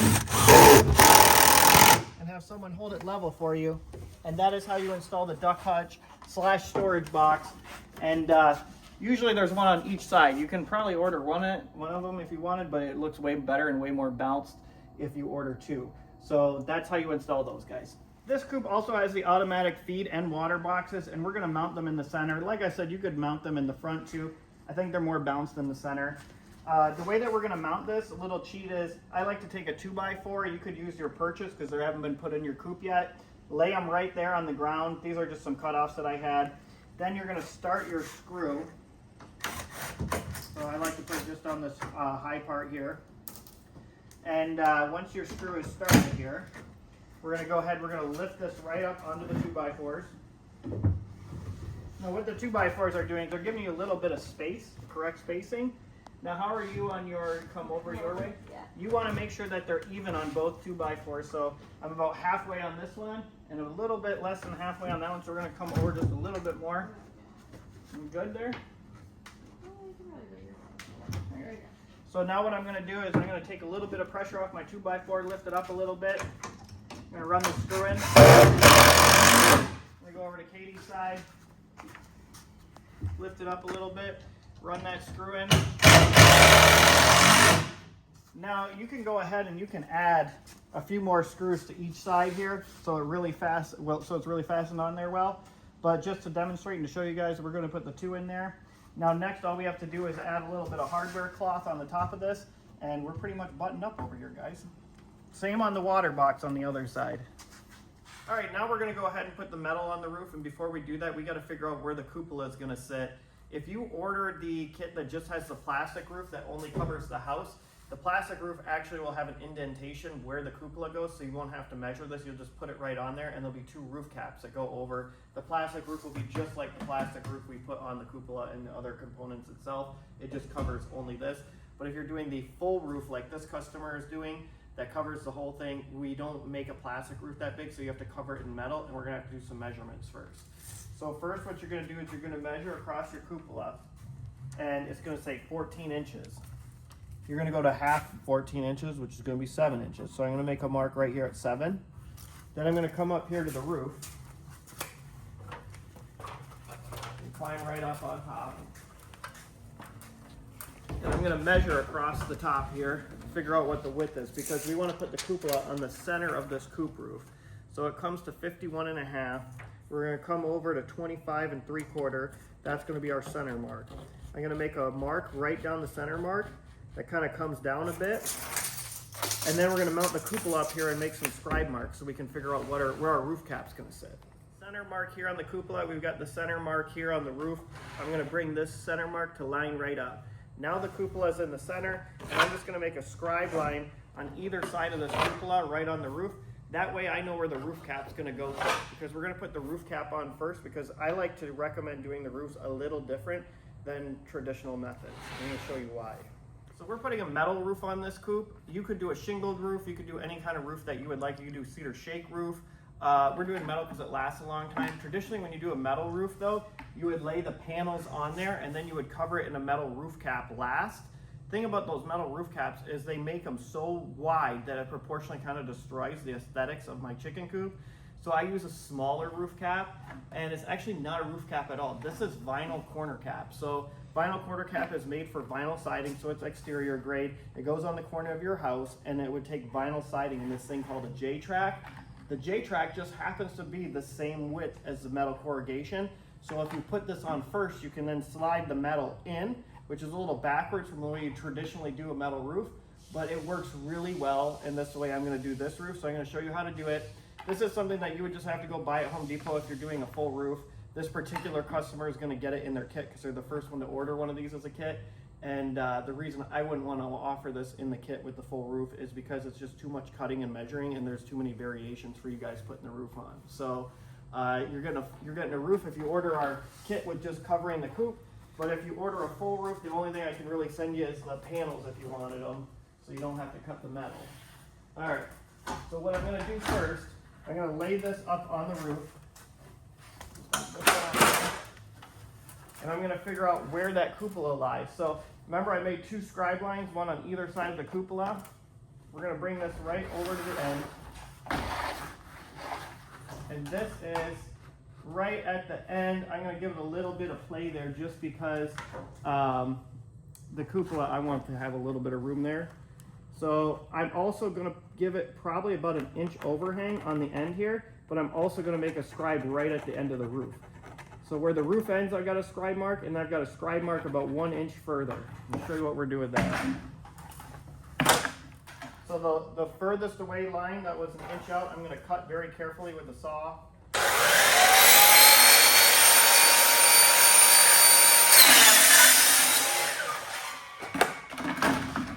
You gotta go very, very slow with this material because it's a little sketchy. So there's other ways to cut it. You can cut it by hand if you want. You can see where we cut it with the saw at the longer mark, and then I have that little mark that shows you where the end of the roof was, and this end is where the cupola is gonna start. So what I'm gonna do is I'm gonna notch this out, and the reason I'm doing this is because I wanna have a little bit of an overhang to shed the rain. We're gonna put on more J-track eventually here on the edge of the very roof to keep it from being sharp. And this is gonna kind of house that, and you'll get a better understanding when we get to the next step on that. But just know that you're gonna have to notch this out if you want it to be like the one I'm making. I'm going to show you right now what we're doing here. Okay, so we have our little roof cap that we cut. We trimmed in this little piece. We're going to put it right flush with the end so we have that little bit of overhang. And like I said, later on we're going to put a J-track over the corner here. The roof is going to come in here, so it's going to give us a nice, it's going to shed the rain nicely. Now all we have to do is eye it up. We want it right on the center of our ridge pole. So we're just kind of going to gun sight it right to the end here. Then I'm going to grab my stapler and I'm just going to throw a few staples in. Like I said, this one's getting shipped all the way to Texas, so I'm gonna have to pry all these staples out and ship them the components. But I would normally put more staples in, so I'd recommend you put more staples in. Now we got to go to the other side of the cupola and start measuring that out. We have our little piece secured on the other side of the cupola there. Then I just laid the cutoff that we had from that. It's pretty long, right on the roof. That's just sitting up there. I haven't stapled it on yet, but it does start right where the cupola mark is. Now I'm going to take another piece and I'm just going to butt it right up to there. We're going to want to create an overlap on those two pieces. I'm going to show you how to do that in a second. So what we're going to do is we're going to draw right at the end of this again. And actually I'm going to overlap it right now just so it's a little easier for you guys to understand. So that's going to overlap right there. You're going to overlap it about an inch, okay? Now you're going to make a mark right down here.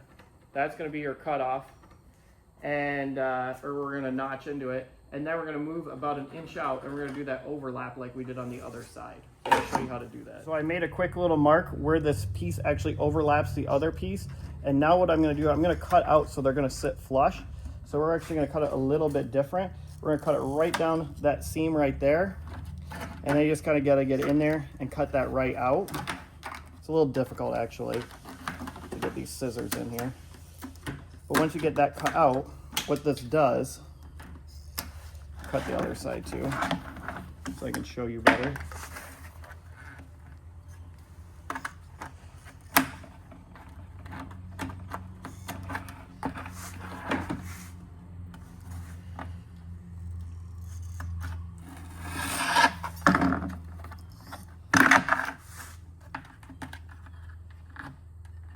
That's the hard part to kind of get into here.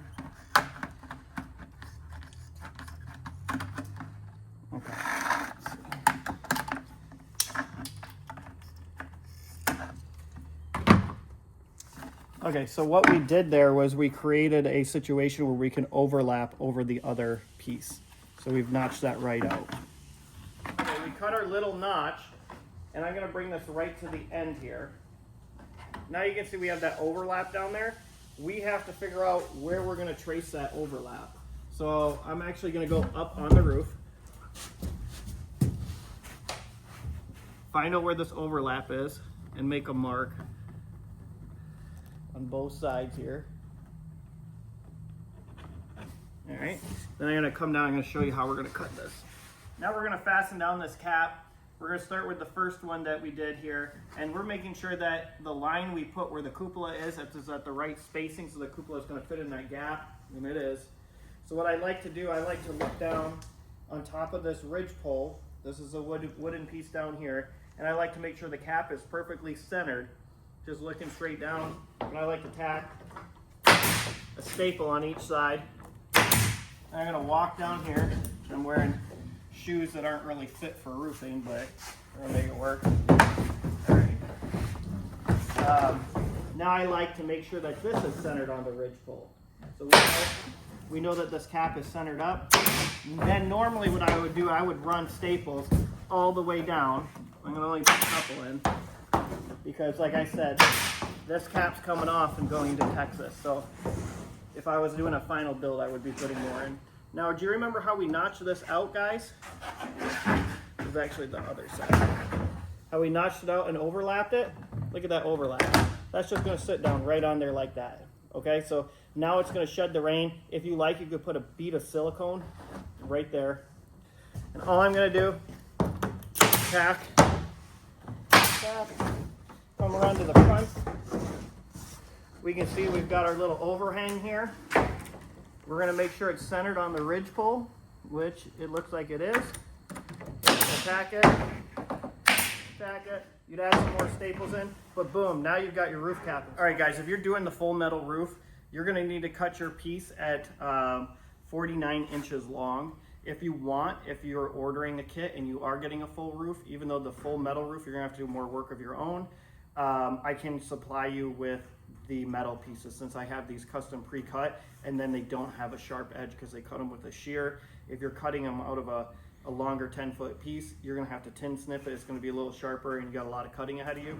So if you do wanna do the full roof and you do wanna order some of the pieces for the full roof, I'm not gonna supply you the roof cap, but I can supply you this piece. And the roof caps are just too long, so they're hard to ship, so you end up paying a premium. But I will show you how to do this full roof, and if you want these pieces, I could squeeze these into the kit. Otherwise, you're just getting the plastic roof that just covers the roof, which is a way, way, way easier way of going here, guys. Okay. So what we're gonna do here, we gotta make sure that where we put this on the roof is not gonna interfere with our cupola. So you can see where we have it right now. You can't have a high point because of the way we're doing this. You don't want to end the roof with a high point. So we're going to have the high point hanging off just slightly because we're going to cut this off. And when I say high point, we want to end it on a flat. Because if it's a high point, we won't be able to put a cap on the end. Then the other issue is with the cupola right here, we want to make sure that we only have one high point in the center if possible. Because if you have it off to the side, we're going to have to notch out for that piece. And it's just a pain in the butt. So as long as you follow these instructions, your life's going to be a lot easier. So what you're going to do, you're going to grab one of these screws, a rubber washer. You're going to have tons of them in your kit. So you have these little screws and a little washer. These screws are just long enough to penetrate the wood, but not long enough to go through and create a sharp point inside the coop. So what I'm going to do here, you want to keep your spacing pretty accurate. I'm just going to put one here to hold it for now, and I'm going to do one or two all the way down. So gotta make sure it doesn't slip. It's kind of a two-man job. I'm doing it by myself here, but you're gonna get the idea. You gotta lift it up so you're all the way pushed up underneath that ridge cap too. So that ridge cap has that J molding in it, and you just want to push right into it. You just want to make sure you're screwed down like that. So we're gonna go ahead. We're gonna finish this whole roof all the way down, and we're gonna come back and cut it at the very end. Okay, so these are 3-foot wide panels. When you put them in, you want to make sure that a good way of getting underneath this roof cap is I like to lift up, give it a push. That way I know I'm fully seated under there. Then I like to make sure that my overlap is nice and flush with each other because I don't like a sharp point. I'm going to grab another screw, another washer, and I'm just going to tack this on here. And like I said, we're going to come back, we're going to add a lot more screws. But I like to put all the panels up first. And keep this about the same height. You guys don't want to get sloppy with different heights on your screws. It will look like trash. All right.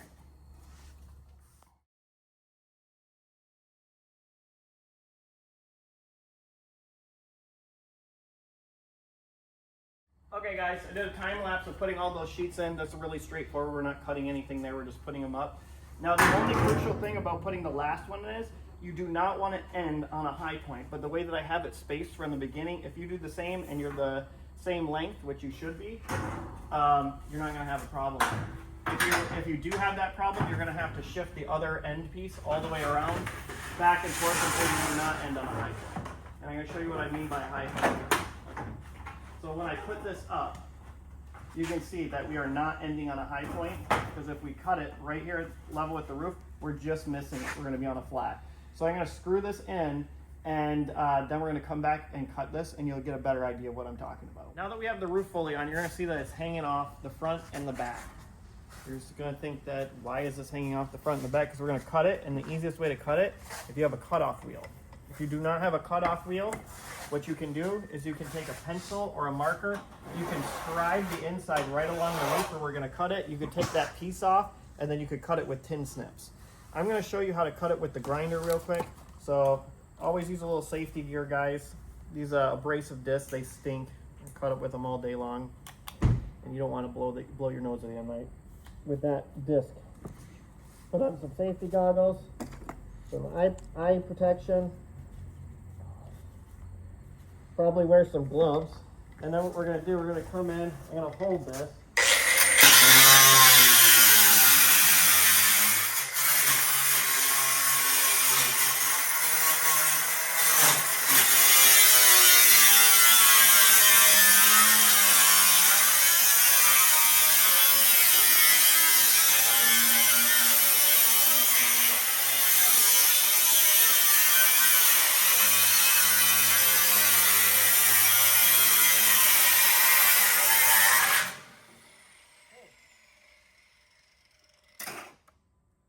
Okay, you can see how easy that was, and we got a perfectly flush cut here with the metal right to the end of the roof. And this is gonna be why you didn't want the high point on here, guys. This is something you're gonna wanna go buy. This is just regular J-track. It's for the vinyl siding again, and it's another creative way of making the roof the way that I wanted to make it, all proportional. We wanna cap the end of this. We don't want the plywood exposed. We don't want the sharp roof.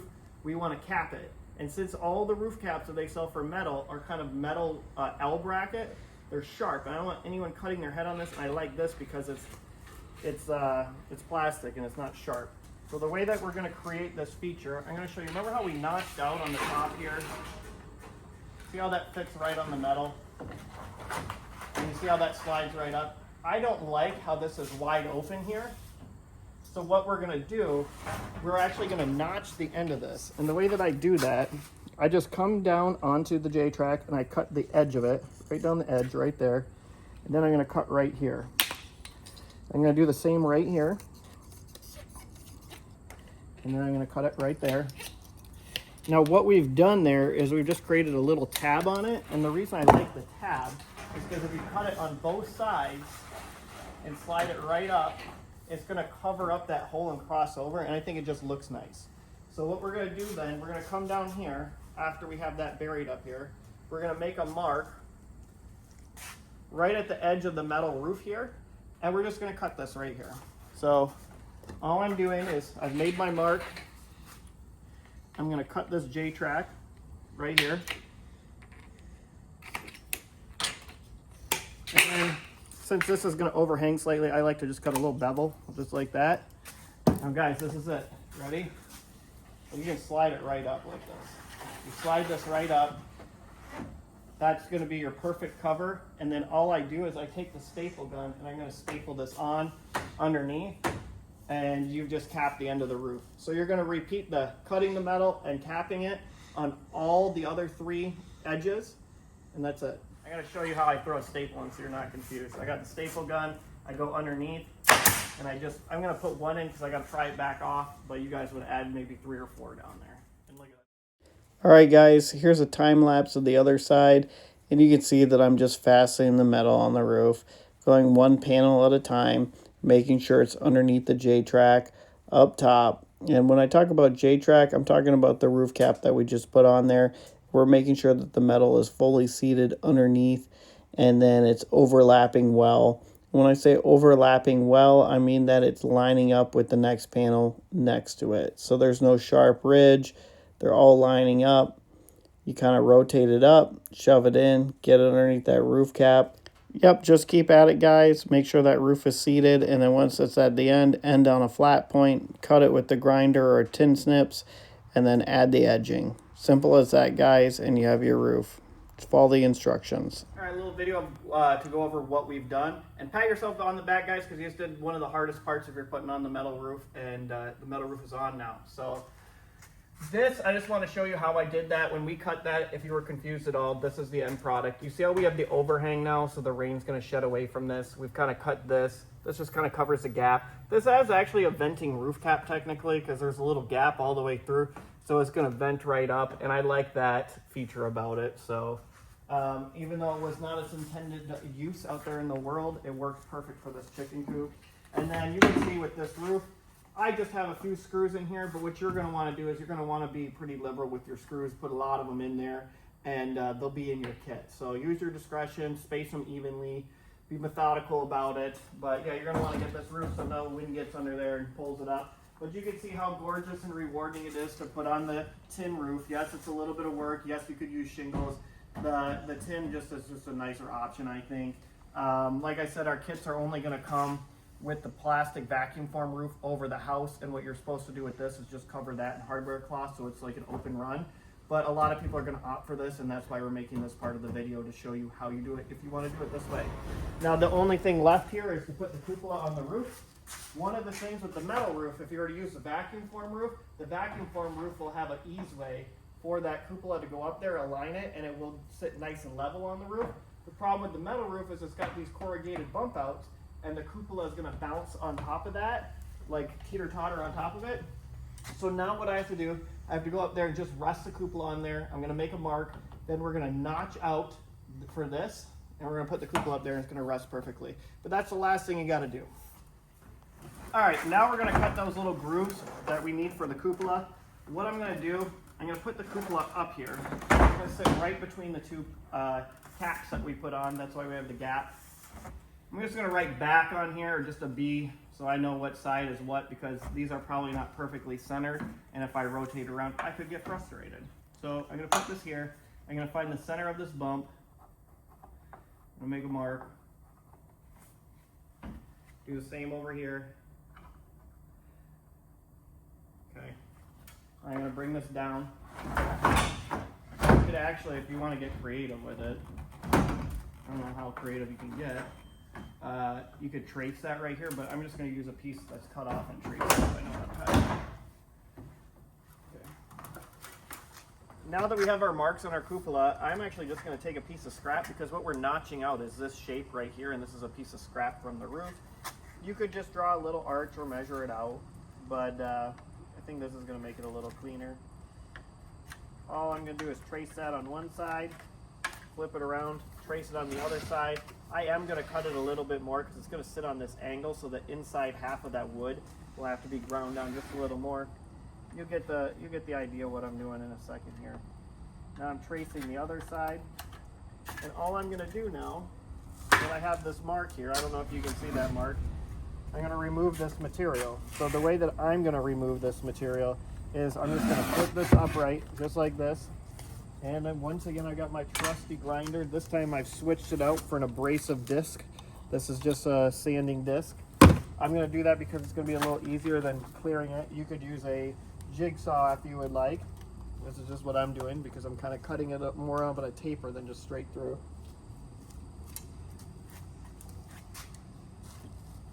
You could hand saw that out if you wanted.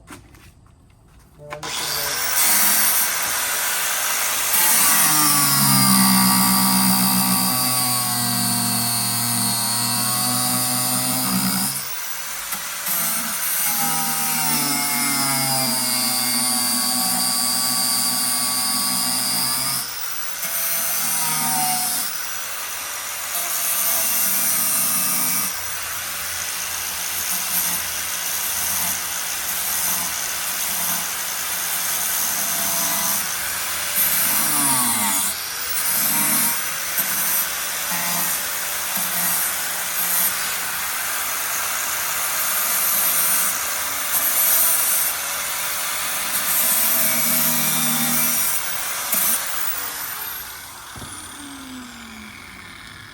Alright, so you can see I just took the grinder and I notched that out. It's going to clear a little bit more than the actual roof, but I got the general shape, and I ground the back side too, because as the roof is like this, it's going to need a little more clearance on that back. I'm going to flip it over, do the other side, and we can go ahead and mount this cupola up there. Alright, now that we've got our cupola notched on both sides, and I've got my letter B, which represents back, you remember I drew that on there, we're going to be able to put this up there, and it's going to be lined up perfect, hopefully, if we do things right. Okay, that's it. See how it clears, and now it sits flush with the roof? Now all we have to do is screw it in from the inside. Alright, before I mount this on the roof, I just want to show you how we're going to fasten it. On the inside of here, you can see that there's 2x2s. We already pre-installed this for you because this cupola comes pre-assembled. And we've stapled in a gasket. This gasket's going to be your flashing over that roof cap, so that's going to sit right over the top. And we're going to run 3-inch screws right through the roof into this 2x2, and that's going to evenly tighten it down onto the roof. So I'm going to go ahead and place this back up there. I did not have those gaskets on yet either. They're going to come on your cupola when you get it. So I'm going to put this back up there, and then we're going to fasten it with 4 3-inch screws right from the inside of the coop. So that's going to go right up here. And you can see how those gaskets kind of lay out. If I have it right, I got to come down to see. Gasket should be over the front. Yep, and if they're sitting a little weird, once they get hot, they actually soften up and flatten right out and conform to that roof cap. All right, guys, I crawled inside the coop here, and here's how we're going to fasten it. I've got 3-inch screws, and you can see right through the top here, there's a gap where the roof is and the ridge pole, and I can see those little gaskets right up in there on either side where the 2x2 is. All I'm going to do is I'm going to take a 3-inch screw, and I'm going to aim it right at that 2x2, And when I screw it in, it grabbed that 2x2 and it pulled it down. So now I'm going to do the same to the other side. Need a longer bit on that one. And then I'm going to do the same here. Same here.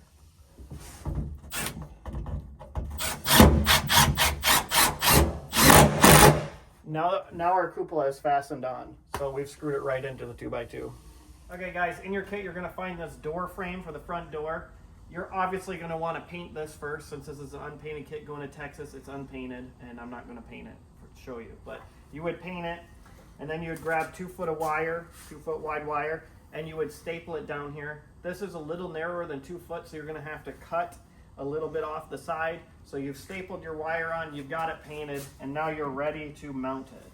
So how we're going to mount this, it's very easy. We're going to put it inside the frame. You can see that there's a little gap up here. What we're going to do, you can lift it up, but I've just got a scrap piece of wood. You can just use a scrap anything at home. Put that underneath there, and what that's going to do is it's going to give you a little door gap underneath. And what I'm going to do is I'm going to figure out where I want my hinges to go. So you've got hinges in this door kit, and they're big ones. I'm going to show you what they look like here.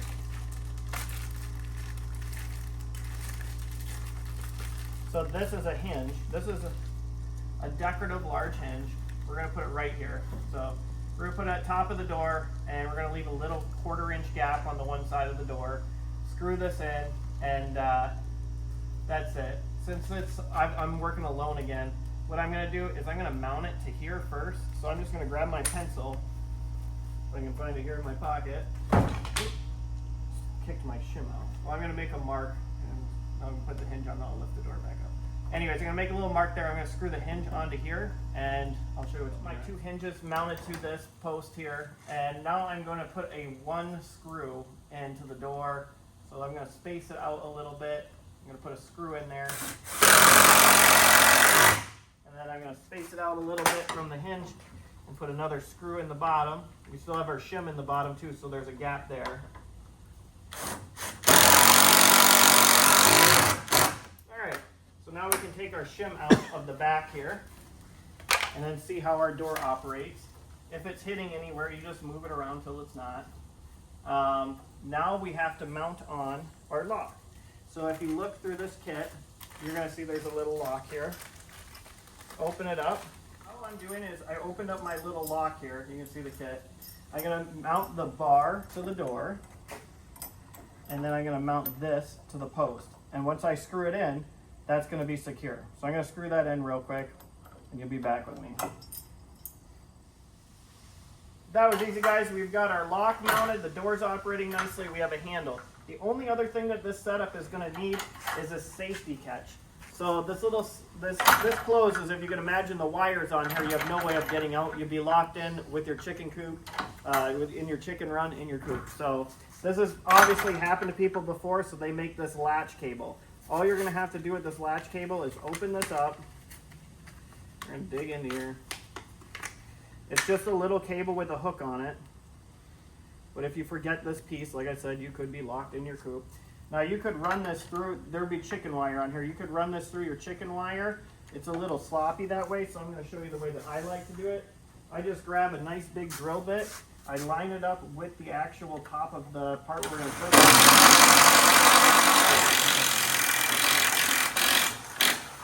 I drill that out, and then I just feed the cord through. And what I like about this setup is it keeps everything in line, so pulling it's easy. And it also makes it so you'll never have your cable fall through the wire, so you're never going to be stranded in your coop. That's it. You just clip it right on. And now from the inside, you'll be able to open that lock up.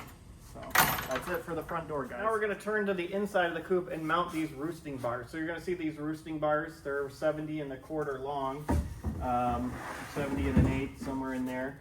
And we're going to mount them right in here. So if you can see, we have these 2x2s that support the nesting box. All we're going to do to put these in, you're going to go like this. And you're going to mount those right on top of there. And the simple way to mount them, I like to just run a 3-inch screw diagonally right into that 2x2. The other way that you can mount them is if you come over here You can see that's our 2x4 perch right here. You could run a 2-inch screw in here and a 2-inch screw in here. So it's totally optional how you want to fasten those. They do tie the walls in nicely together. I've had some customers want them to be removable. And if you wanted them to be removable, here's a super easy tip. All you'd have to do is cut 2 little brackets or 2 little pieces of wood right here, and then it's just going to slide down and sit right on top. I like to fasten mine though, but just personal preference, that's how you mount them, guys.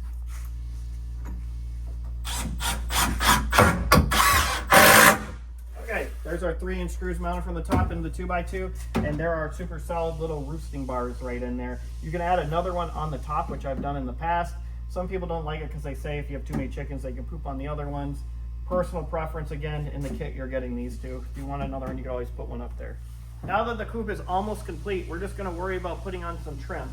So if you go into the kit, you're going to see you probably hopefully already painted these. If you're painting the coop a solid color, I would have recommended painting these white. All these do is they cover the gap between the gable and the bottom part. And so what it does is if you had this a different color, this white's going to really pop out. Very easy to put on. You just level it up with the top of the door. You've already got some material behind here, so you can use an 1.25 inch screw. I like to put one right in the center here. Maybe another one right below that one. Make sure your miters are sitting nicely and go right to the end. And that is a nice trim board there. And we have another trim board that's going to go right on the front of the coop, guys. Exact same as the back side. And you can see what we're covering up is we're covering up that gap when we created that union between the upper gable and then the side wall. So that's going to go right there. It covers it up and just makes it very pretty. Another just aesthetic feature. One of the reasons people love my coops is because they are more beautiful, not just functional. This model is great though because it's highly functional, but there we go. That's mounted on there. Now that you already know how to put these screens on the rest of the coop, I'm going to show you how to put this last screen on. It's the same as these other big ones that are 4 foot. It's just since it's a smaller, if you have the auto feed box, you get a smaller screen. So I'm just going to go over how to do that. I'm going to use a staple gun because I'm working by myself. It's going to be easier than a hand staple gun. Like I said, you guys might be using a hand one. If you don't get an electric or pneumatic, it will be a little easier. So what I'm going to do, I'm just going to make sure it spreads the gap here. Pop a staple in there. Keeping it pretty level with the top of the feed box here is a good guide. I'm going to put another staple right here. Alright, now that I got that staple in, I'm going to bring it up, and it looks like I got to cut a little bit off of here to clear the rafters. So that's what we're going to do. You can see where the rafter is. We're going to have to clear underneath here. So I'm just going to cut it right here. I'm going to bring it down right here.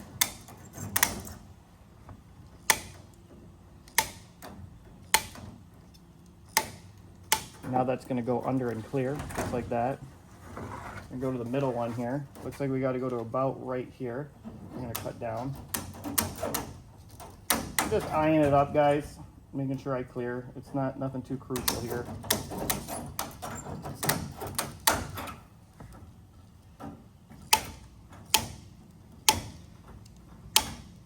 All right, once I've cut that out, we're going to shove this screen underneath the roof, because remember, we're going to staple that under the roof later, and that's what's going to keep this all predator proof.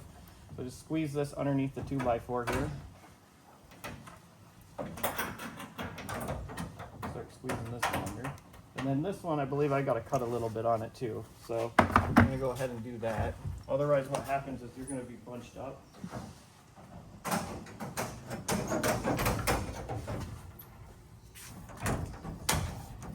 You can bunch the screen up a bit, and then it will crinkle and not look as nice. So it looks like I've cleared all my 2x4s. I'm going right under. So now you can see what it looks like. So what I would do is I would finish stapling this all the way around, guys, and then I would go to the inside and I'd throw a couple staples in it going in the roof, so then that's nice and tight, and that's the way it should look. Now the last thing that you have to do on the smaller one is you're going to find a board on either side here. If you have the auto waterer and the auto feeder, this board is just to cap off the bottom of that wire. It's going to sit right on top of this feed box, just like that, and it's the perfect length to meet on these 2x4s. You're just going to screw this in.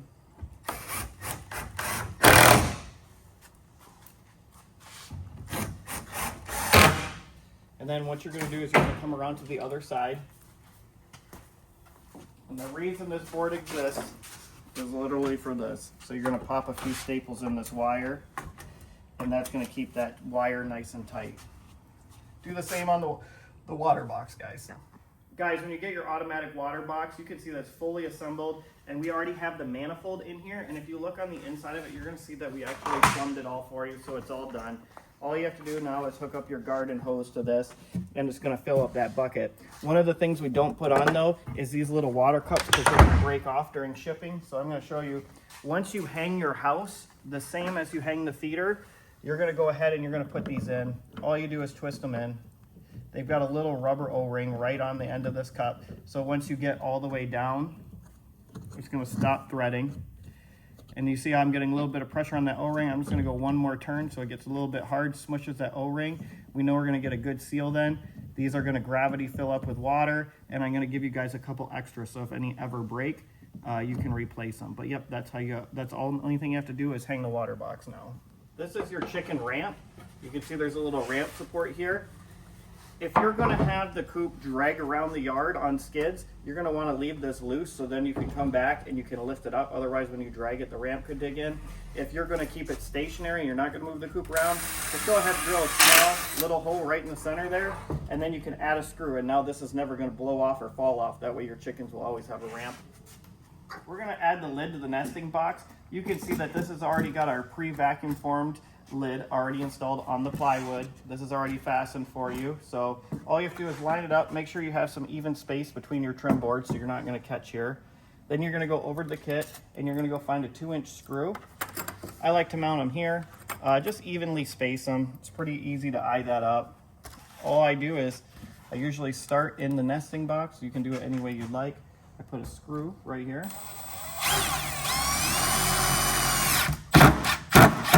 Tighten it up, and then we're going to add one here to the house. Then we're going to do the same to the other side. Evenly space it. Make sure it's pressed right up against the house there.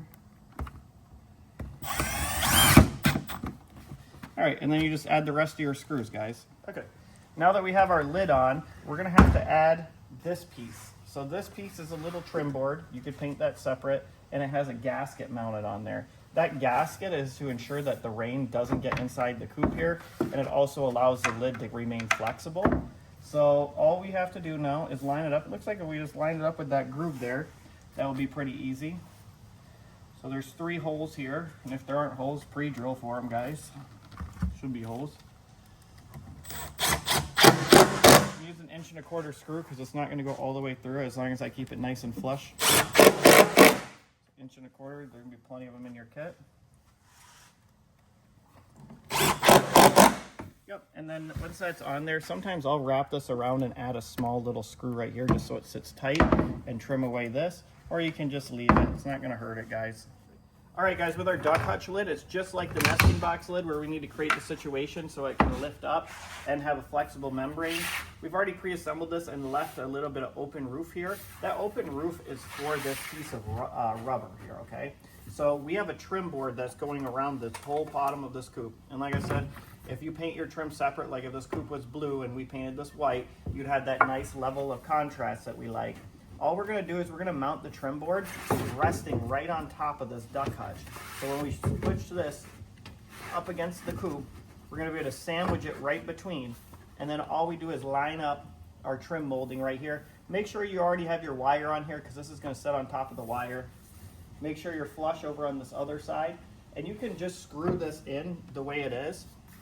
You can also, this is sitting just at the right height.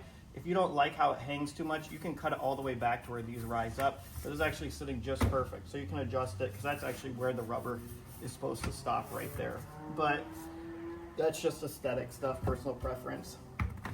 I just stapled this on and now I'm going to pre-drill. So all I'm going to do is just pre-drill like we've been doing. You're not going right through the coop when you pre-drill, by the way, guys. I stop right when I hit this. So I have been holding it up against there. I'm not trying to confuse you, but you only pre-drill the piece that you're trying to pilot through. That's your clearance hole. I'm going to put 3 in. you're gonna hold this up. Like I said, it's sitting right on the duck hutch. I'm gonna grab, I'm using 1 1/4 inches. Like I said, you can use 2 inch if you really wanted to here. You just have to go back through the coop and make sure if anything pokes through, you're grinding it down. All right, so there we go. That's a screw in there. We'll come around the other side, do the exact same thing. And that's it. We're gonna go put the back trim piece on. This large trim board on the back is gonna go right on the edge of here. So it's gonna cover up, it's longer than the end of the coop, so it's gonna cover right at the end of the other trim board here. Now with the duck hutch, the other trim board is gonna sit slightly higher than this board, and that's okay. If you don't have the duck hutches, you can level them right up. It's gonna sit here. I like to cover the hinges. This usually gets painted white too by a lot of people, so you could have this lower.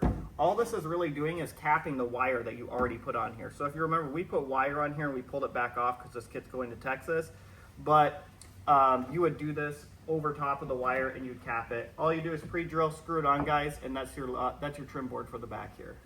Okay, you're gonna find these big hooks, and these are for if you're gonna tow it around. What I do is I go down to the skid. I like to drill an angle on it, so I'm gonna go like this, and then I'm just gonna drill down on an angle.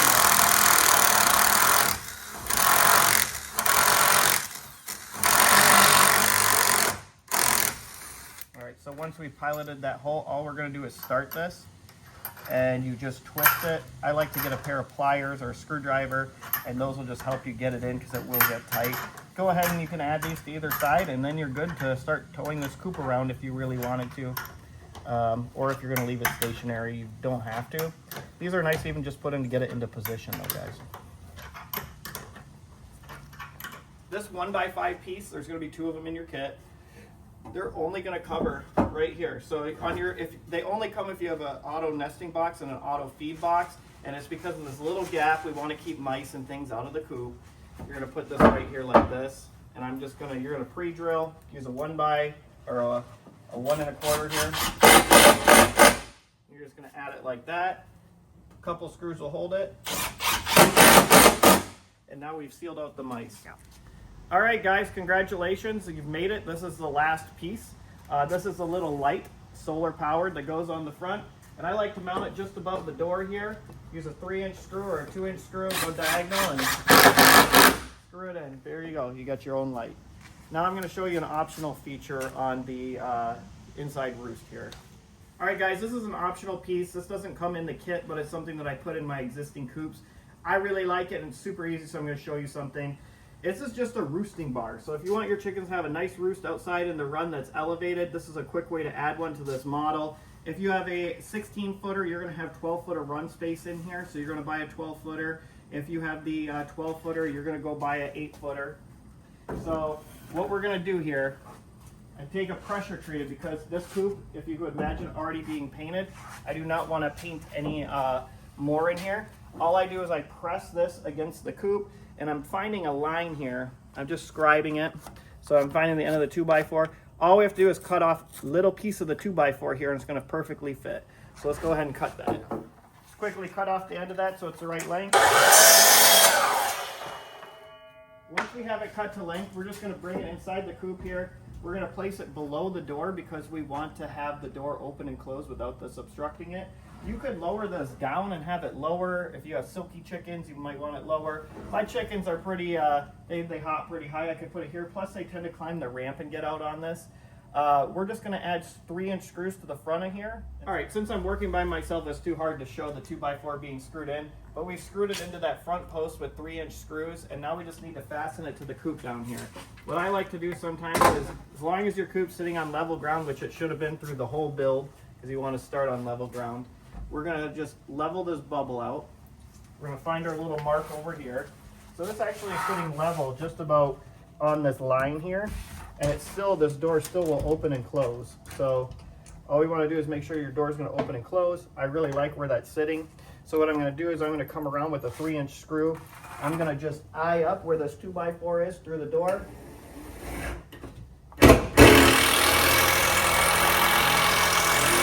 I'm going to add 2 of them in there, and now we have an awesome little roosting bar for our chickens. Totally optional, guys, but it's definitely an option that I love.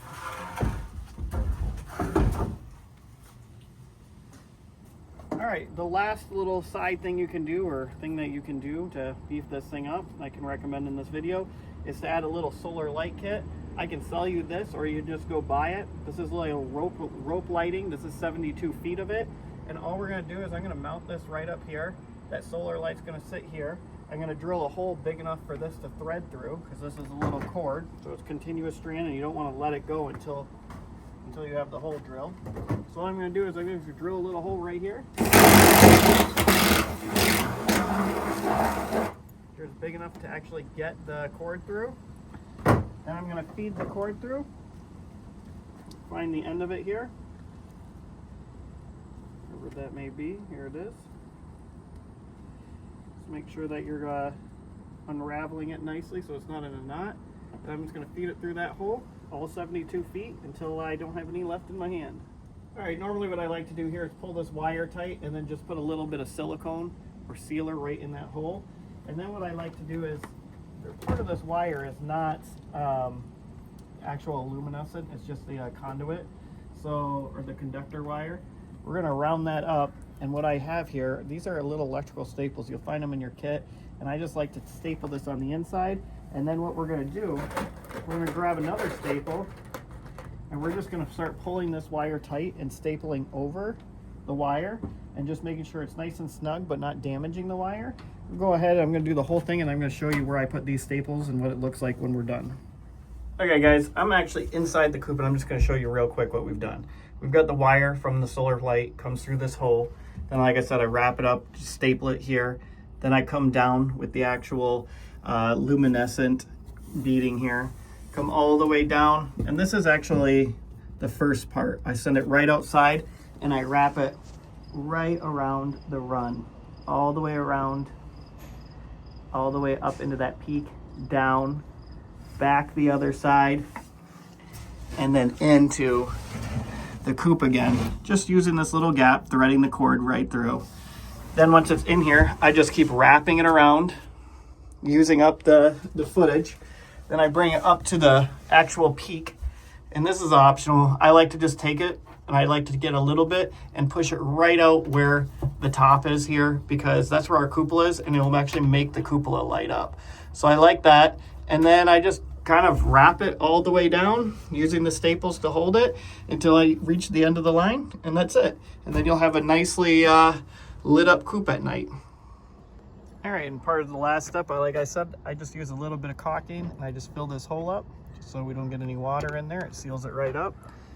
And that's the end of the video, guys. I think that was all the steps, and if you've done it right, your coop should look something like this. Obviously, we'll have the cupola on top, but this one is going to be delivered, so we leave that off for delivery. Thanks for watching.